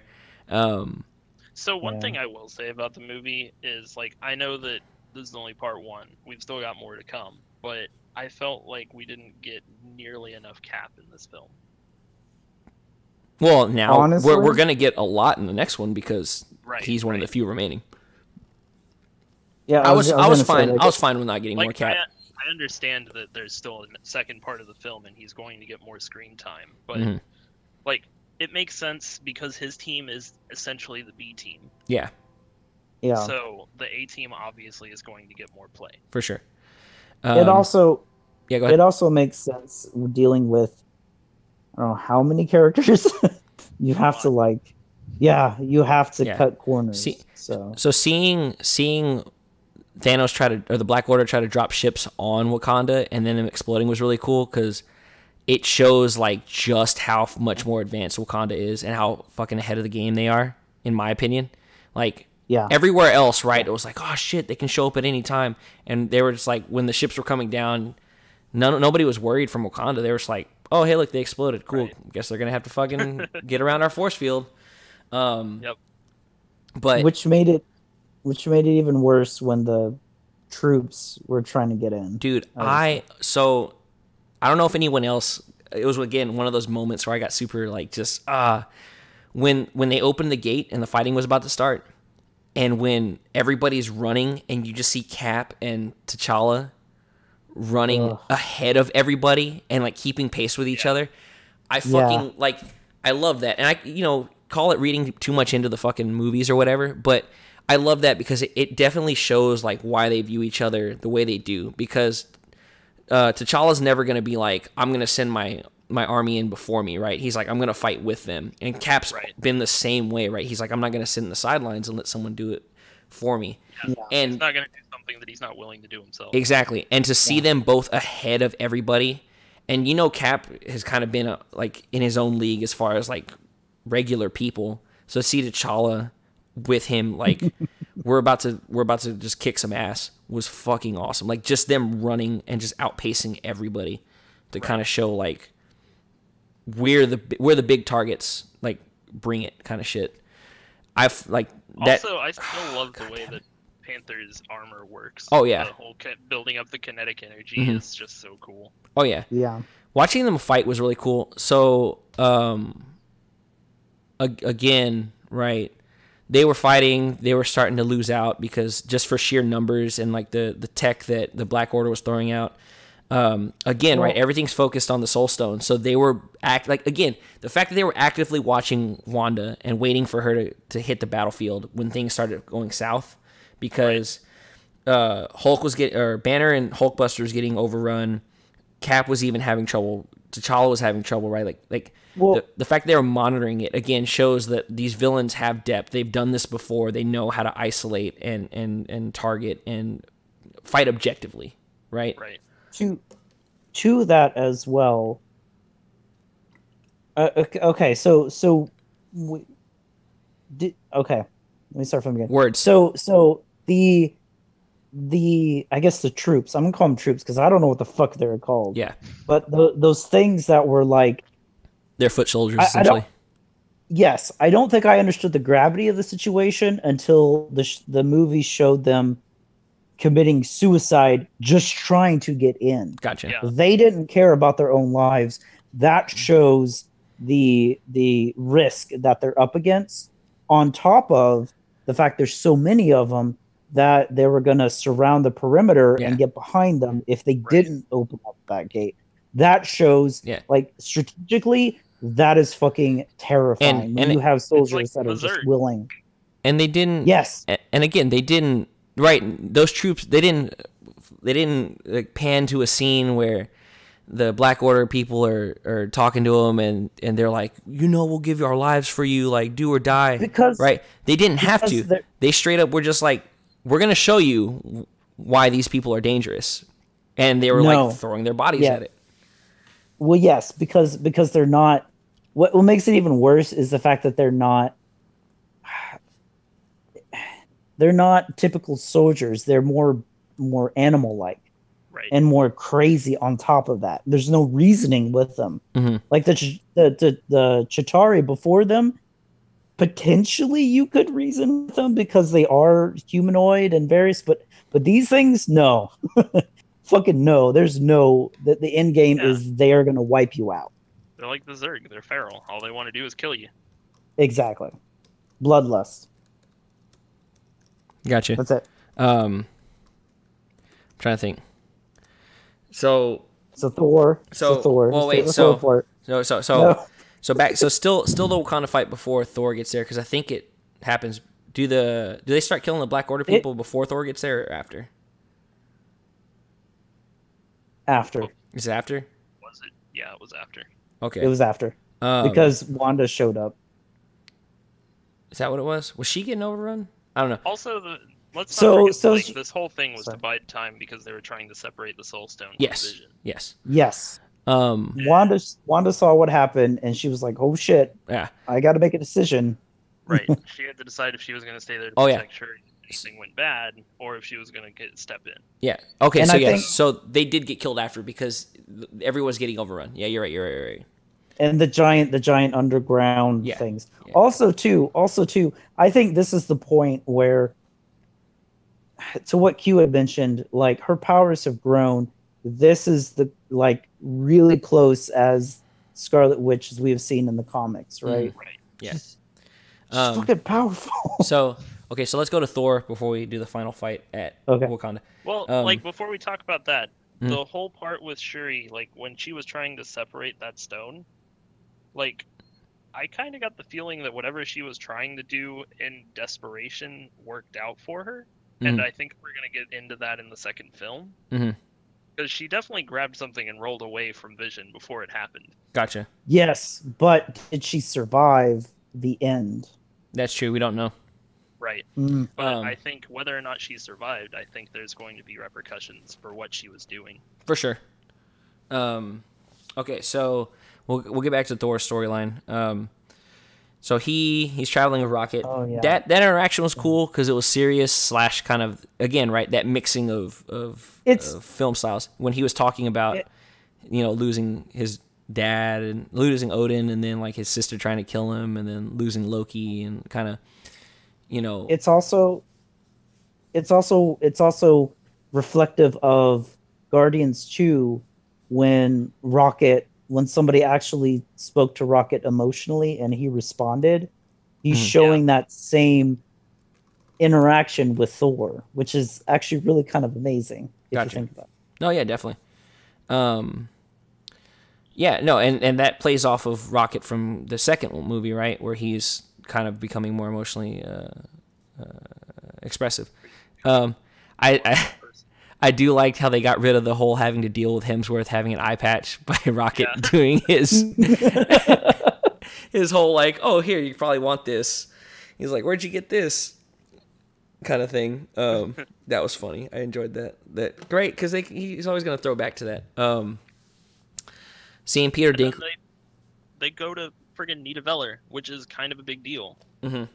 Because this also has, like, I don't know if it's going to get into it, but it has implications, like, further on in the comics. Like, Stormbreaker being forged. Stormbreaker was forged for Beta Ray Bill, not Mhm. for Odin. Or not Odin, Um, not for Thor. But, they also used the forge in Fear itself.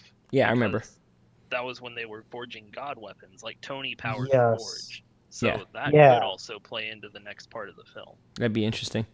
For sure. Oh But my yeah, God. they go to Nidavellir, they meet Peter Dinklage, and Tyrion Lannister. start putting together Stormbreaker, which is going to be Thor's new Mjolnir. Yeah, dude, it was cool.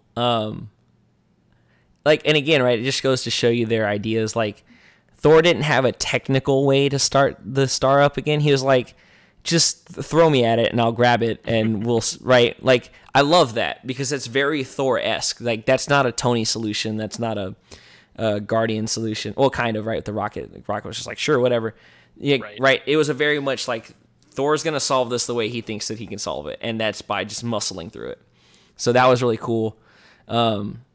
And then it's just like, I can take it. It'll be fine. Yeah, and then his whole thing of like, this could kill you.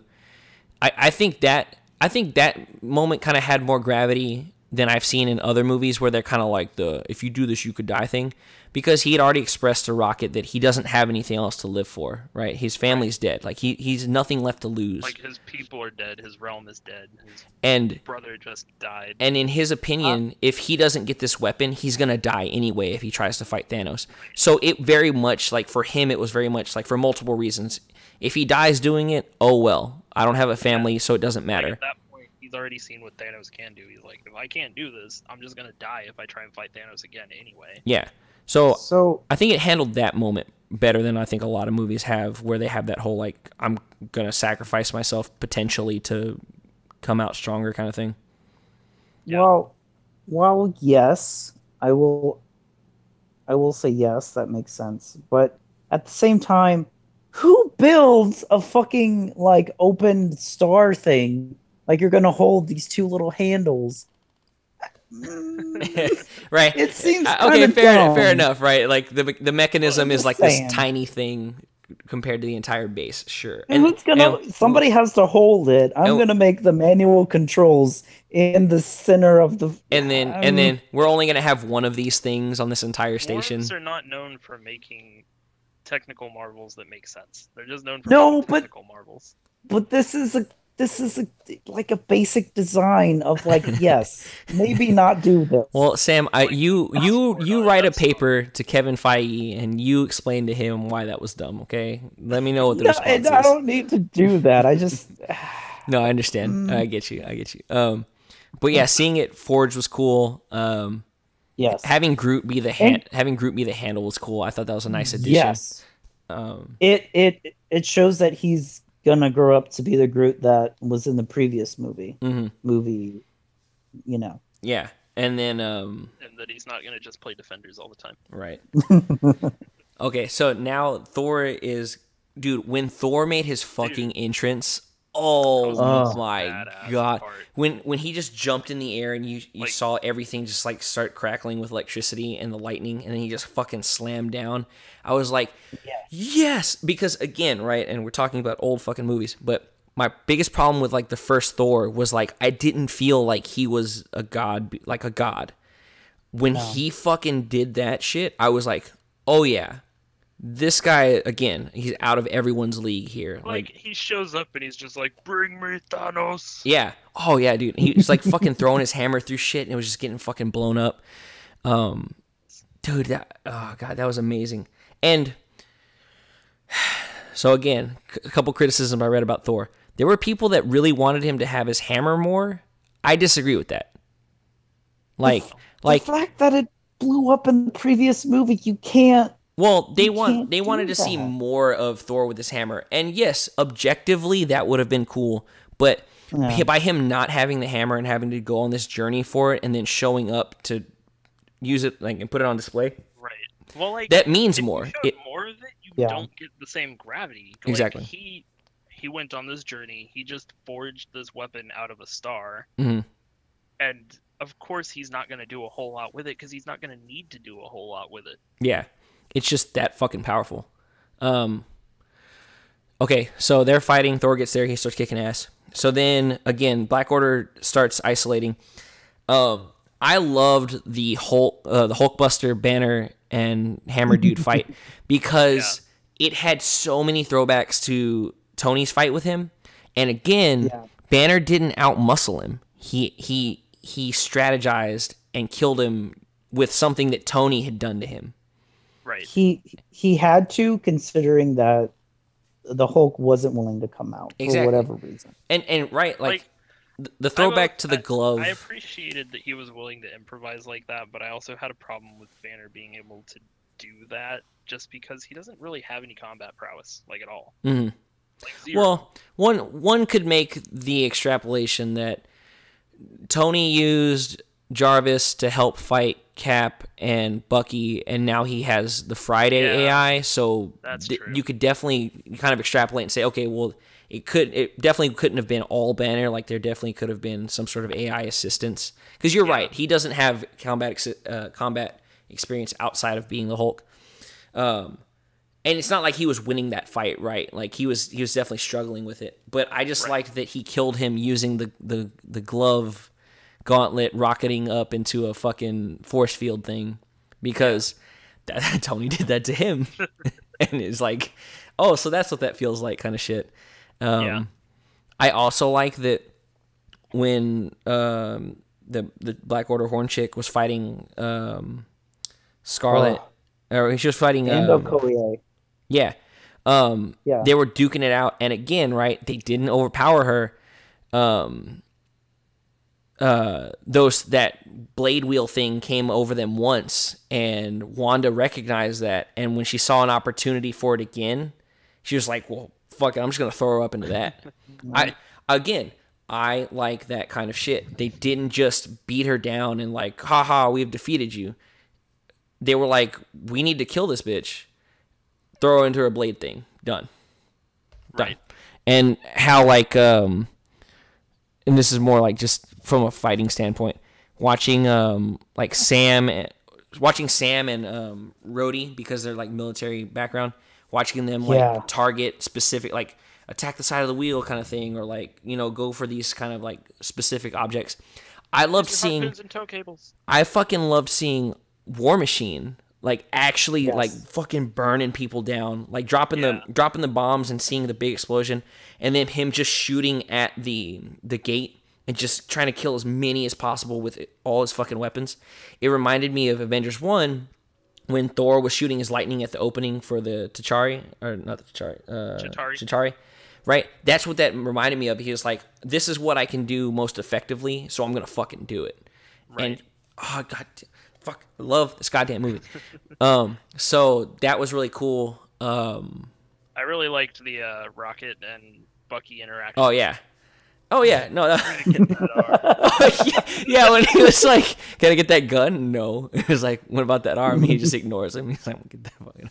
Like little things like that were super awesome. Or like when they were fighting and he's like holding Rocket and spinning him around. Mm-hmm.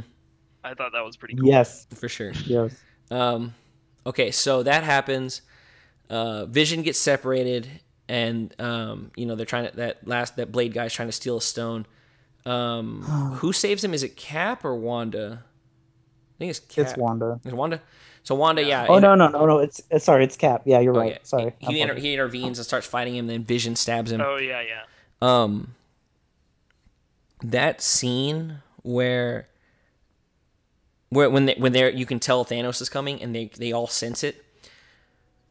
I loved that entire scene from when Thanos was walking from one end to like walking towards Vision, and everyone was just trying to like stop him. And he wasn't even phased by it, right? Like he was just like, I'm like, right. They were shooting at him, and he was just like, space stoning him away or power stoning him like through him. They couldn't, right? He wasn't concerned at all about making it to Vision, right? He wasn't in a hurry.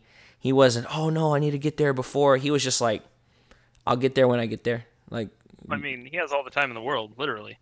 yeah. And then even though the scene where Cap stops the glove is in the trailer, that was still a great scene. Yeah. I love that scene when he's just putting all his weight into it and just trying to stop him. I think I would enjoy it more personally if they had cut Wanda and Vision talking in the middle of that more so. But Sam, Because they've got to tell each other they love them. no, I get it. It's just time. Like as far as like time, you're like he just went through like all of We're them, on a and he's schedule. still taking Yeah. time to get through this person. Yeah, we're on a Like schedule. it makes the audience less invested. I feel like I didn't. Gotcha. I like the I callback to the Tesseract, and them. So from the beginning, they were always implying that the reason that Wanda could interact with the stone is because she was created of an Infinity Stone, right? Her powers, her and her brother's powers, came from the Tesseract. That's Is this going to be So- how we get Quicksilver back? Well, I just like that like they didn't just say, Wanda, you're just really powerful, that's why you can do this. They're like, there's a reason you can do this, and it's because your powers were born of an Infinity Stone kind of thing. I like that. Like this is a small little fucking detail that I think lent a lot I didn't. to those scenes. I will say that if you hadn't watched Ultron, you would not have picked that up because I like when I first watched Ultron, I did not realize that Strucker created them. Yeah. By I exposing didn't them get to that the at first. Tesseract. Yeah. That was they kind of went into that a little bit more. Field a little bit. Mhm. Because they had Tiny that whole bit. lead up season for Ultron. Yeah.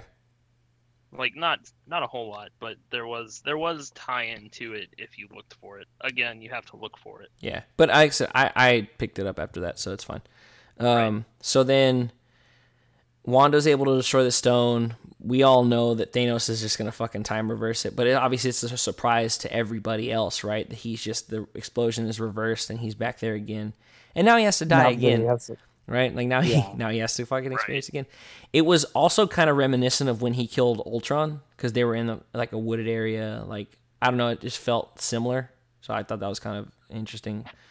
I know me and Q felt like we needed more time with Wanda and Vision, but it was really heartbreaking to see for Wanda to have to experience it a second Kill time him and then within watch him be minutes. killed. Yes. With- Oh yeah. In minutes Yeah. of it.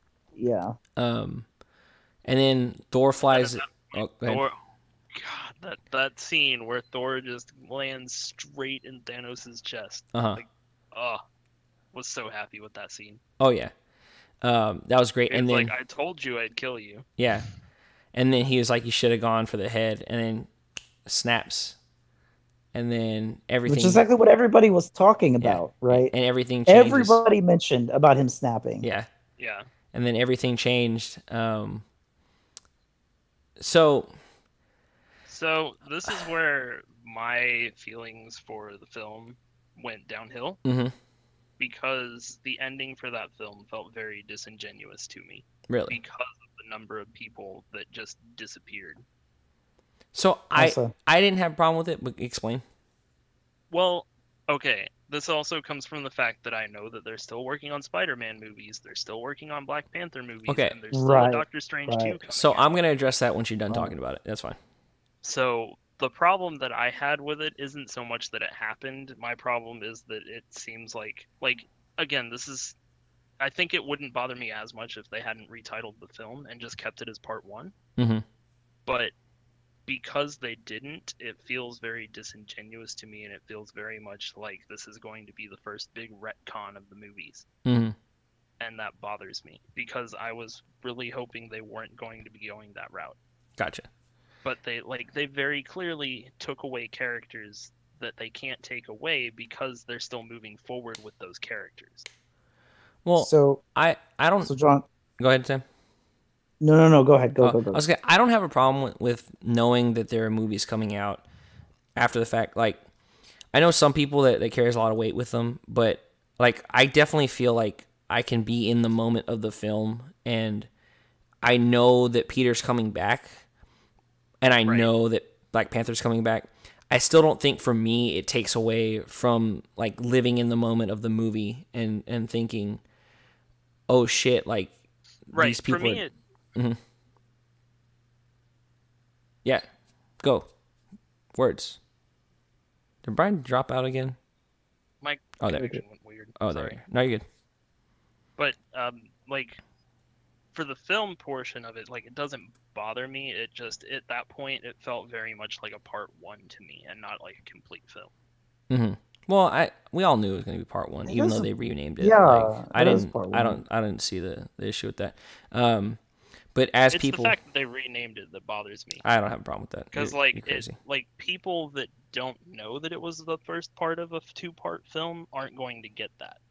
So, I will honestly say the people that are going to see this movie, like I would venture to say 95% of them know that it's part 1. Mm-hmm. Like it doesn't seem just disingenuous. I feel like I don't know. I didn't have a I problem with think it. it raises the stakes more for the second film because now it's like, oh shit, who's going to come back and who isn't? That's more my question than like these characters are just gone. Gotcha. Maybe the second one had the name, because they said they can't reveal the name because it spoils stuff. But Also, maybe the name also implies a second part, right? Like, I don't subscribe to the notion that movies have to be like 1, 2, 3 in terms of their naming conventions. Like, I'm totally fine with it being, a worded title that implies a continuation of a story. Like, I don't subscribe that it has to have a number attached to it, personally. I'm also upset about the fact they got rid of Wanda, so I can't have my house. Yes. So real quick, let me I want to talk. So I don't know if y'all saw this is the problem with watching all the promotional bullshit. Right? But they had somebody did ask cannot remember her name, the actress who plays Wanda. Olsen? Yes, thank you. They asked Olsen, would you ever get your own film? And she mentioned, yes, she would love to do a House of M, but she's just happy being in the MCU in general. Mm-hmm. So, and to that point, I was actually shocked that she disappeared. Dude, Idris Elba gave an interview where he was like, I would love to have my story expanded in the MCU, and that's why people were speculating that he could have been the Soul Stone, and then they just fucking stabbed him. So, I'm fine with that. I'm also entirely okay with the idea that, since his character's dead, they could sign him on with a different character. Yeah, that'd be cool. Especially if they end up doing Moon Knight and they decide to bring him in as Moon Knight. I'd be fine with that. Okay. So, and Brandon pointed this out. The 2 characters that could fix everything are gone: Doctor Strange and Wanda. No, that is not true. I can't think of. Because Ant-Man. Captain Marvel is still out there, and Captain Marvel still has the power cosmic. Well, also Ant-Man. There are iterations where he's able to kind of bypass certain things that Thanos. The whole shrinking to the molecular level and doing all that stuff. Yeah. There's a thing that he does where he can get around it because when he shrinks down to a really small size, he enters a quantum realm or some shit. I don't remember exactly what it was. Let's just remember that Thanos did kill a lot of heavy hitters, but he didn't kill all the heavy hitters. Yeah. So so okay, but to that point, or contrast to that point, we don't know what is going on with Ant-Man if he disappeared. We don't know what's happened with like half of the people on the fucking planet in Hmm. the universe. Right. We don't know where they are. Right. And including, I will mention Shuri, we don't know what's going on with Shuri either. Right. Gotcha. But her computers are still there. We don't know that. Oh, her At computers are this still there. point, no, well, okay, yes, but like for her, Sam, but Thanos for had nothing her, against technology. Okay, he wasn't. He didn't say I'm going to I'm Yeah, he eliminate just, all wasn't the like, I'm mechs. wiping out half of technology in the mm, entire universe. I just, I think there are enough breadcrumbs in this universe still existing to still beat him. Is what I'm Right. saying. I think they've done a well, good job yeah, of They leaving enough definitely have the breadcrumbs. ability to stop him, and they definitely have the capability of reversing whatever he did. I don't know if Otherwise, they'll have the full capability to reverse what he did, right? yeah. but I don't think that. I definitely don't think that any of these characters are gone for good. I think some of the characters that we're still left with are the ones that are going to end up being gone for good. I know. I think some of them are going to be gone for good. Kind of like a passing of the mantle kind of thing. Real quick, one of the moments in that film that definitely like got me emotional, and people were saying it was like a cheap, not like a cheap death or whatever, not cheap, but just kind of cliche. Peter dying Yeah, Yes, it was was really well yes. done. it Like, was, even if dude. I knew he wasn't going to stay Mm, gone. Yeah, Holland and RDJ played that perfectly. Like just from like my own personal standpoint, like you guys being Sam and Brian, not necessarily anybody listening, my whole cancer thing, right? So being young, being 20 when that happened, right? Seeing Peter be that whole like I don't want to go, I don't want, like I'm scared. That Yeah, hit me really hard. Like it yeah. evoked a very like surreal emotion from me because I've lived kind of that, right? Like I've kind of lived that kind of experience. And I think a lot of the people's deaths kind of like resonated well with audiences, like, you know, Thor not having a family anymore, right? I think people probably were touched by that more than me just because there are yeah, people that have lived that before, right? I think Tony seeing Parker disappear, and Peter realizing that and learning that Gamora's dead, right? That kind of could have hit people who have experienced the loss of a loved one. Like I don't I don't think like those moments and those emotions that were evoked from those things. I think those are really well done. And like I said, the Peter one hits especially home for me, but right. it was done really fucking well. Like it was I not cheesy in my opinion. It was you know, I don't know. It just I will I will slightly disagree with you. Mhm. Only slightly. Because it actually, so the three like the three reactions that I mainly got from my audience Mhm. was that Iron Man got hit, Mhm. didn't die, but when he hit, everybody went, "Oh my god!" Mhm. Um, when Groot died, everybody was like losing their shit, and I was like, "Whatever, Groot," you Uh-huh. know. Yeah. I'm really not attached to Been Teenage been Groot. been there, done that with OG Groot. Yeah. Yeah, I guess. And then the third one we haven't gotten to yet, but with Spider-Man, Mhm. yes, it actually hit me too. I was like, holy shit, like Yeah, like that minute when he just falls over, Mhm. like that's when it hit me. But I do feel like it was cliched in the fact that they extended his Mhm. death too long Mhm. compared to other people. So they if it just Well, I feel like it was they just gave him a little extra uh, time because it was a Tony Parker moment, like a Tony right. Parker moment. It was a Those Tony were and the and two Parker. characters out of everyone that I Tony was hanging out with that had some kind of history together. Yeah, because I get that, because but they shouldn't. I feel like they should have cut it off a little bit sooner, well, just a tiny bit. I don't mind because like Tony's got to respond to that too, right? Like Right. especially with their interactions in the other movies, right? He knows that, and he knows that he is Tony's guardian. He's Parker's guardian, and he's met Aunt Yeah, May. Like he knows their like life experience, like their experience with life. Like he knows so much about him. So to see Tony have to react to that too was really interesting. But yeah, we I lost just like a lot of people. Like, yeah, essentially, we're left with the original Avengers, Hmm. which I almost. think is really cool. Yeah, because we're gonna get to see all of the originals throw down in the next film with Thanos. for sure. And so this kind of plays back into what we're talking about, the time stone thing. Strange very specifically said, like, I'm sorry, but so first Peter said sorry, which is very much in character for him, even as he's dying, right? He's like apologetic. Yeah, I fucking got that scene. But Strange even was like, this is how it had to be. Right. Yeah, like he knew that this was what was gonna happen. Mm-hmm. And he's kind of like, Tony, I'm sorry that you had to experience this, but this is the only way, kind of thing. Yeah. So I have no problem with that. Which plays into the whole, this is the only way that I saw us winning. Mm-hmm, for sure. So then it goes to Thanos with the sunrise thing, and that's kind of where it ends as far as the main movie. Speaking about the snap, I did actually really like the way that they did it. Mm-hmm. How it went into that whole sequence of them being like, what did you have to give? Everything. Yeah. Yeah. Everything. With Gamora, yeah. For sure. So that, he sees the sunrise and he's kind of like, you can see he's at rest now. He's like, I've accomplished my goal. This is it, kind of thing. Yeah. I did like that the gauntlet was kind of mangled and his arm was kind of fucked up, because that was kind of cool to kind of show that, like he was harnessing power that he shouldn't have been able to. Exactly.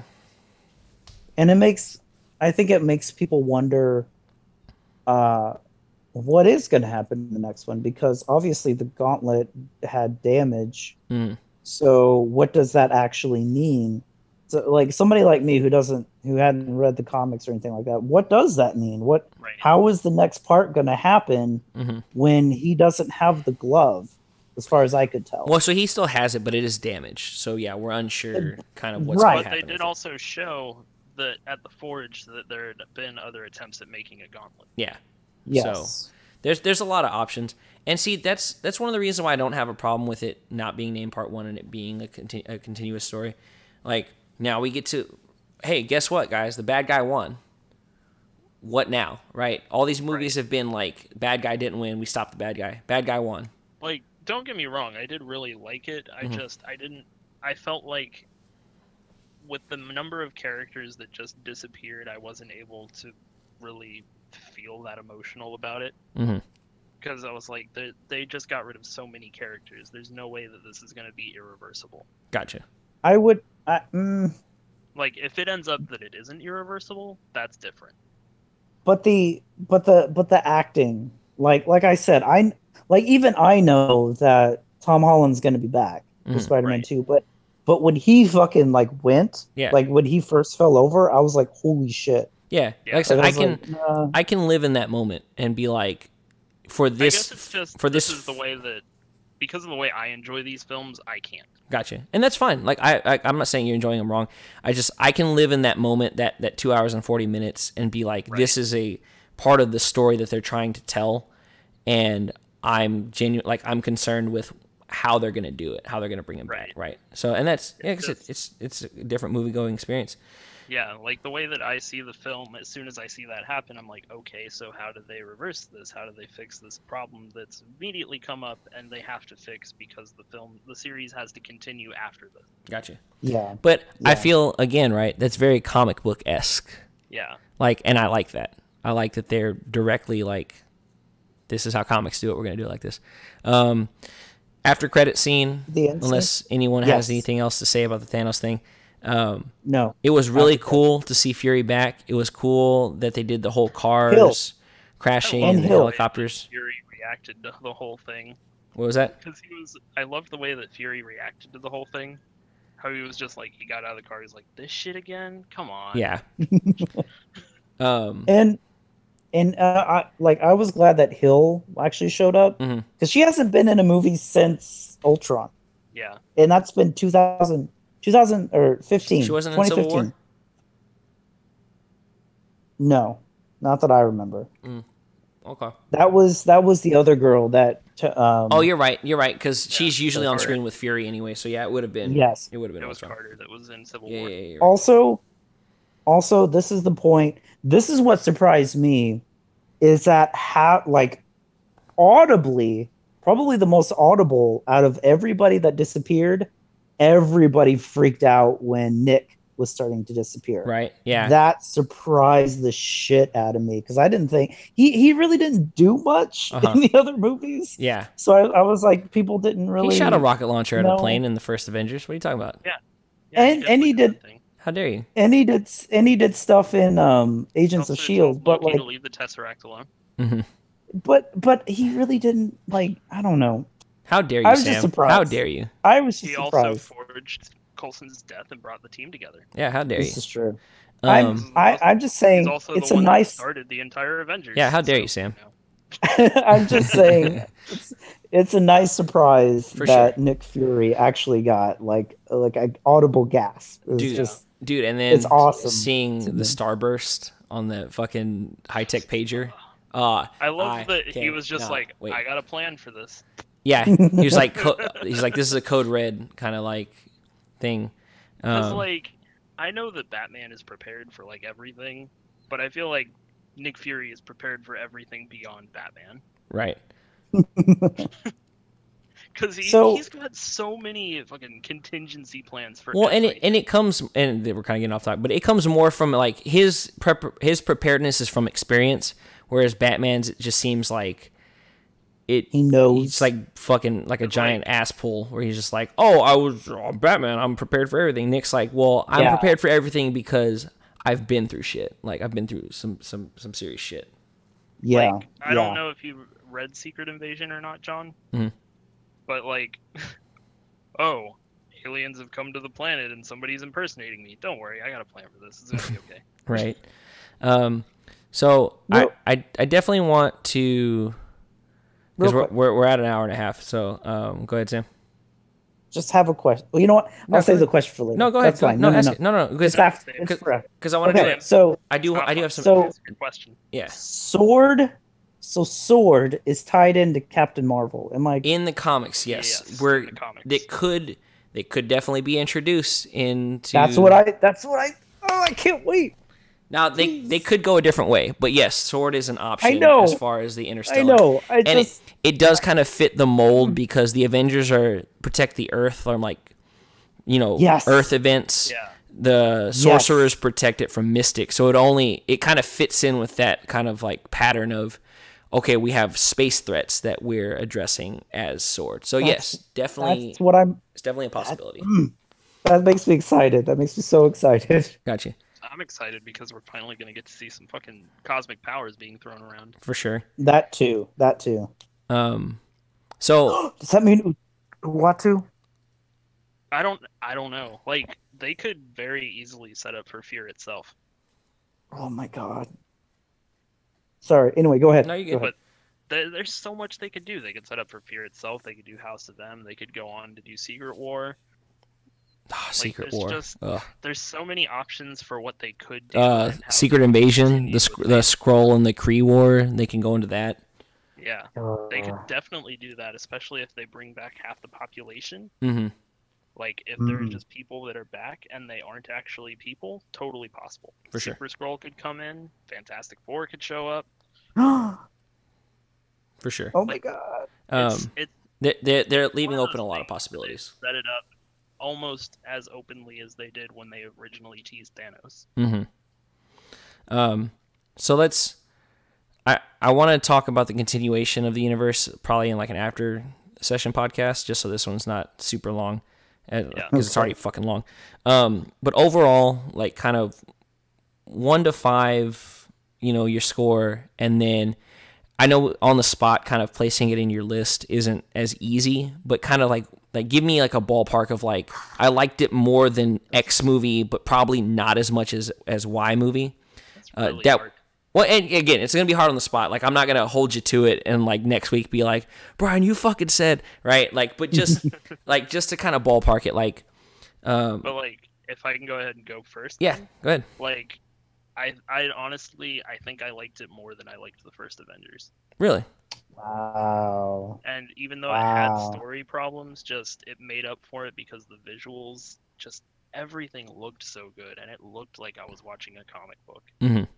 And Uh, that's what I've been wanting to see on the big screen since they started this entire thing. And it, like, the way that they segmented it out was like a comic book. Mhm. And everything, like, it made me happy. Whether or not the characters were represented the same way that they are in the comics, they're represented very well on the big screen. Gotcha. So better than Avengers, probably not as good as what though?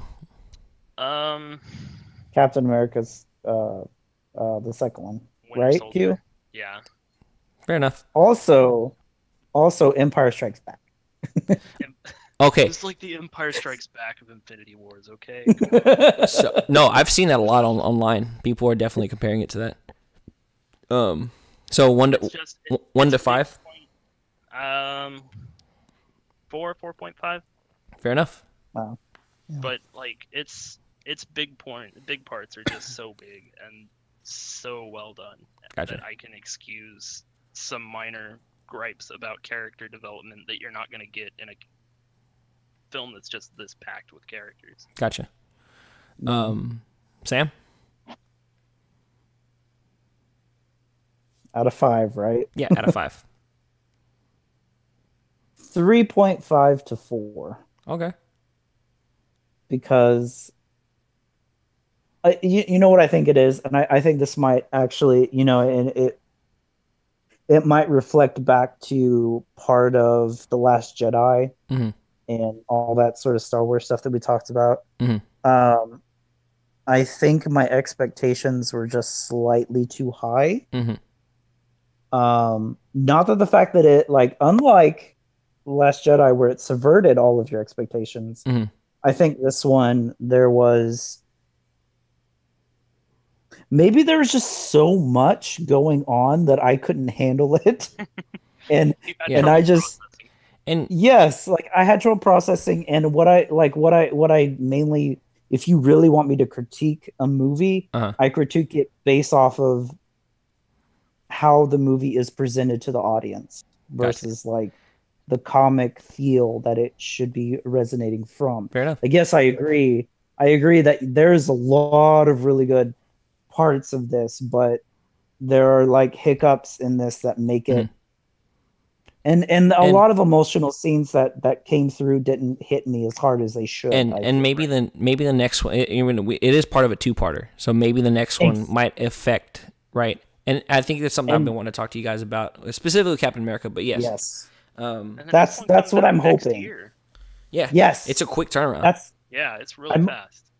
I'm hoping the next one will be better because this is the setup. Yeah. So now that Yeah, we have the I setup, think that this one will be where's the better because, execution? or the next one will be better because it'll be the payoff. Yeah.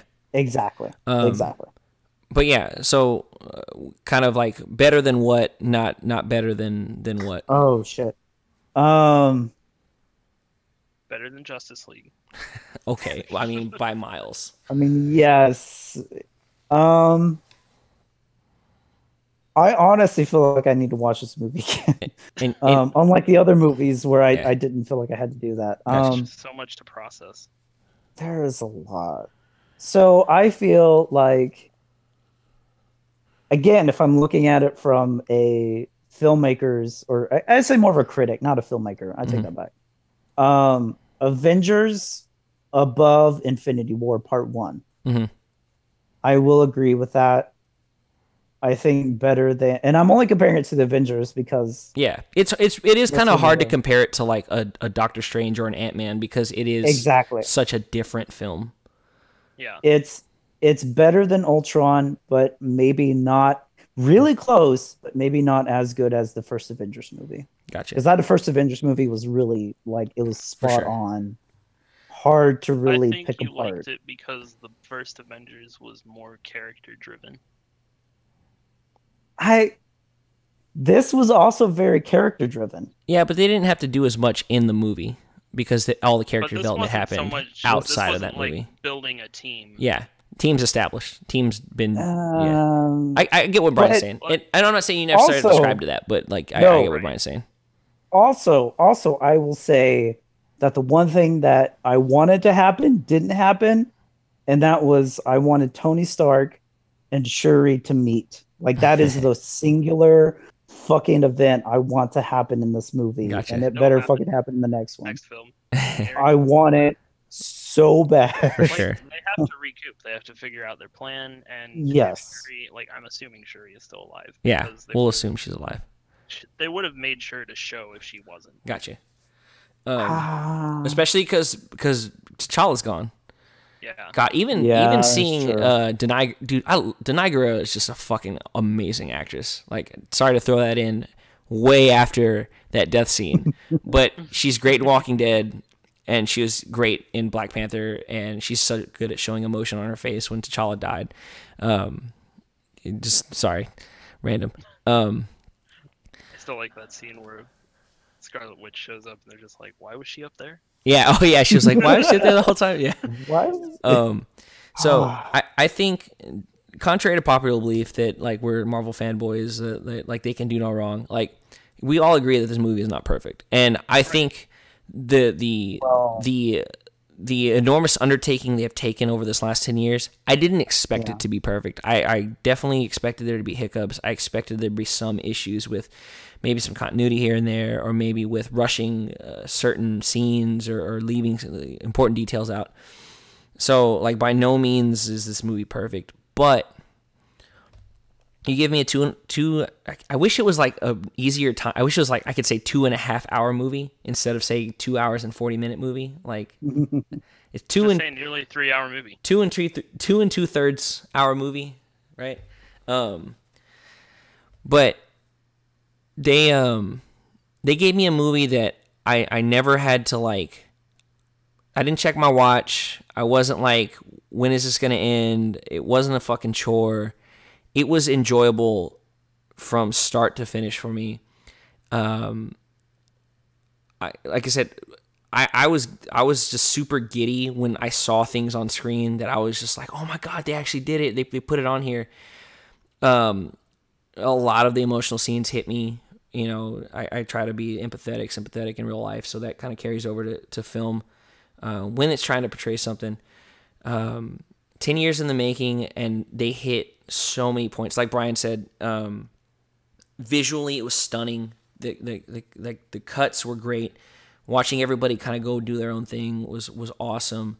And then to see it all coalesce at Wakanda when they're just trying to save the world, I didn't have a problem with it. Like I said, it has its hiccups, but I expected it because of what they were trying to do. And just like with the first Avengers, I don't feel like anybody outshined anybody. I loved all the interactions. Like, everybody had their role to play.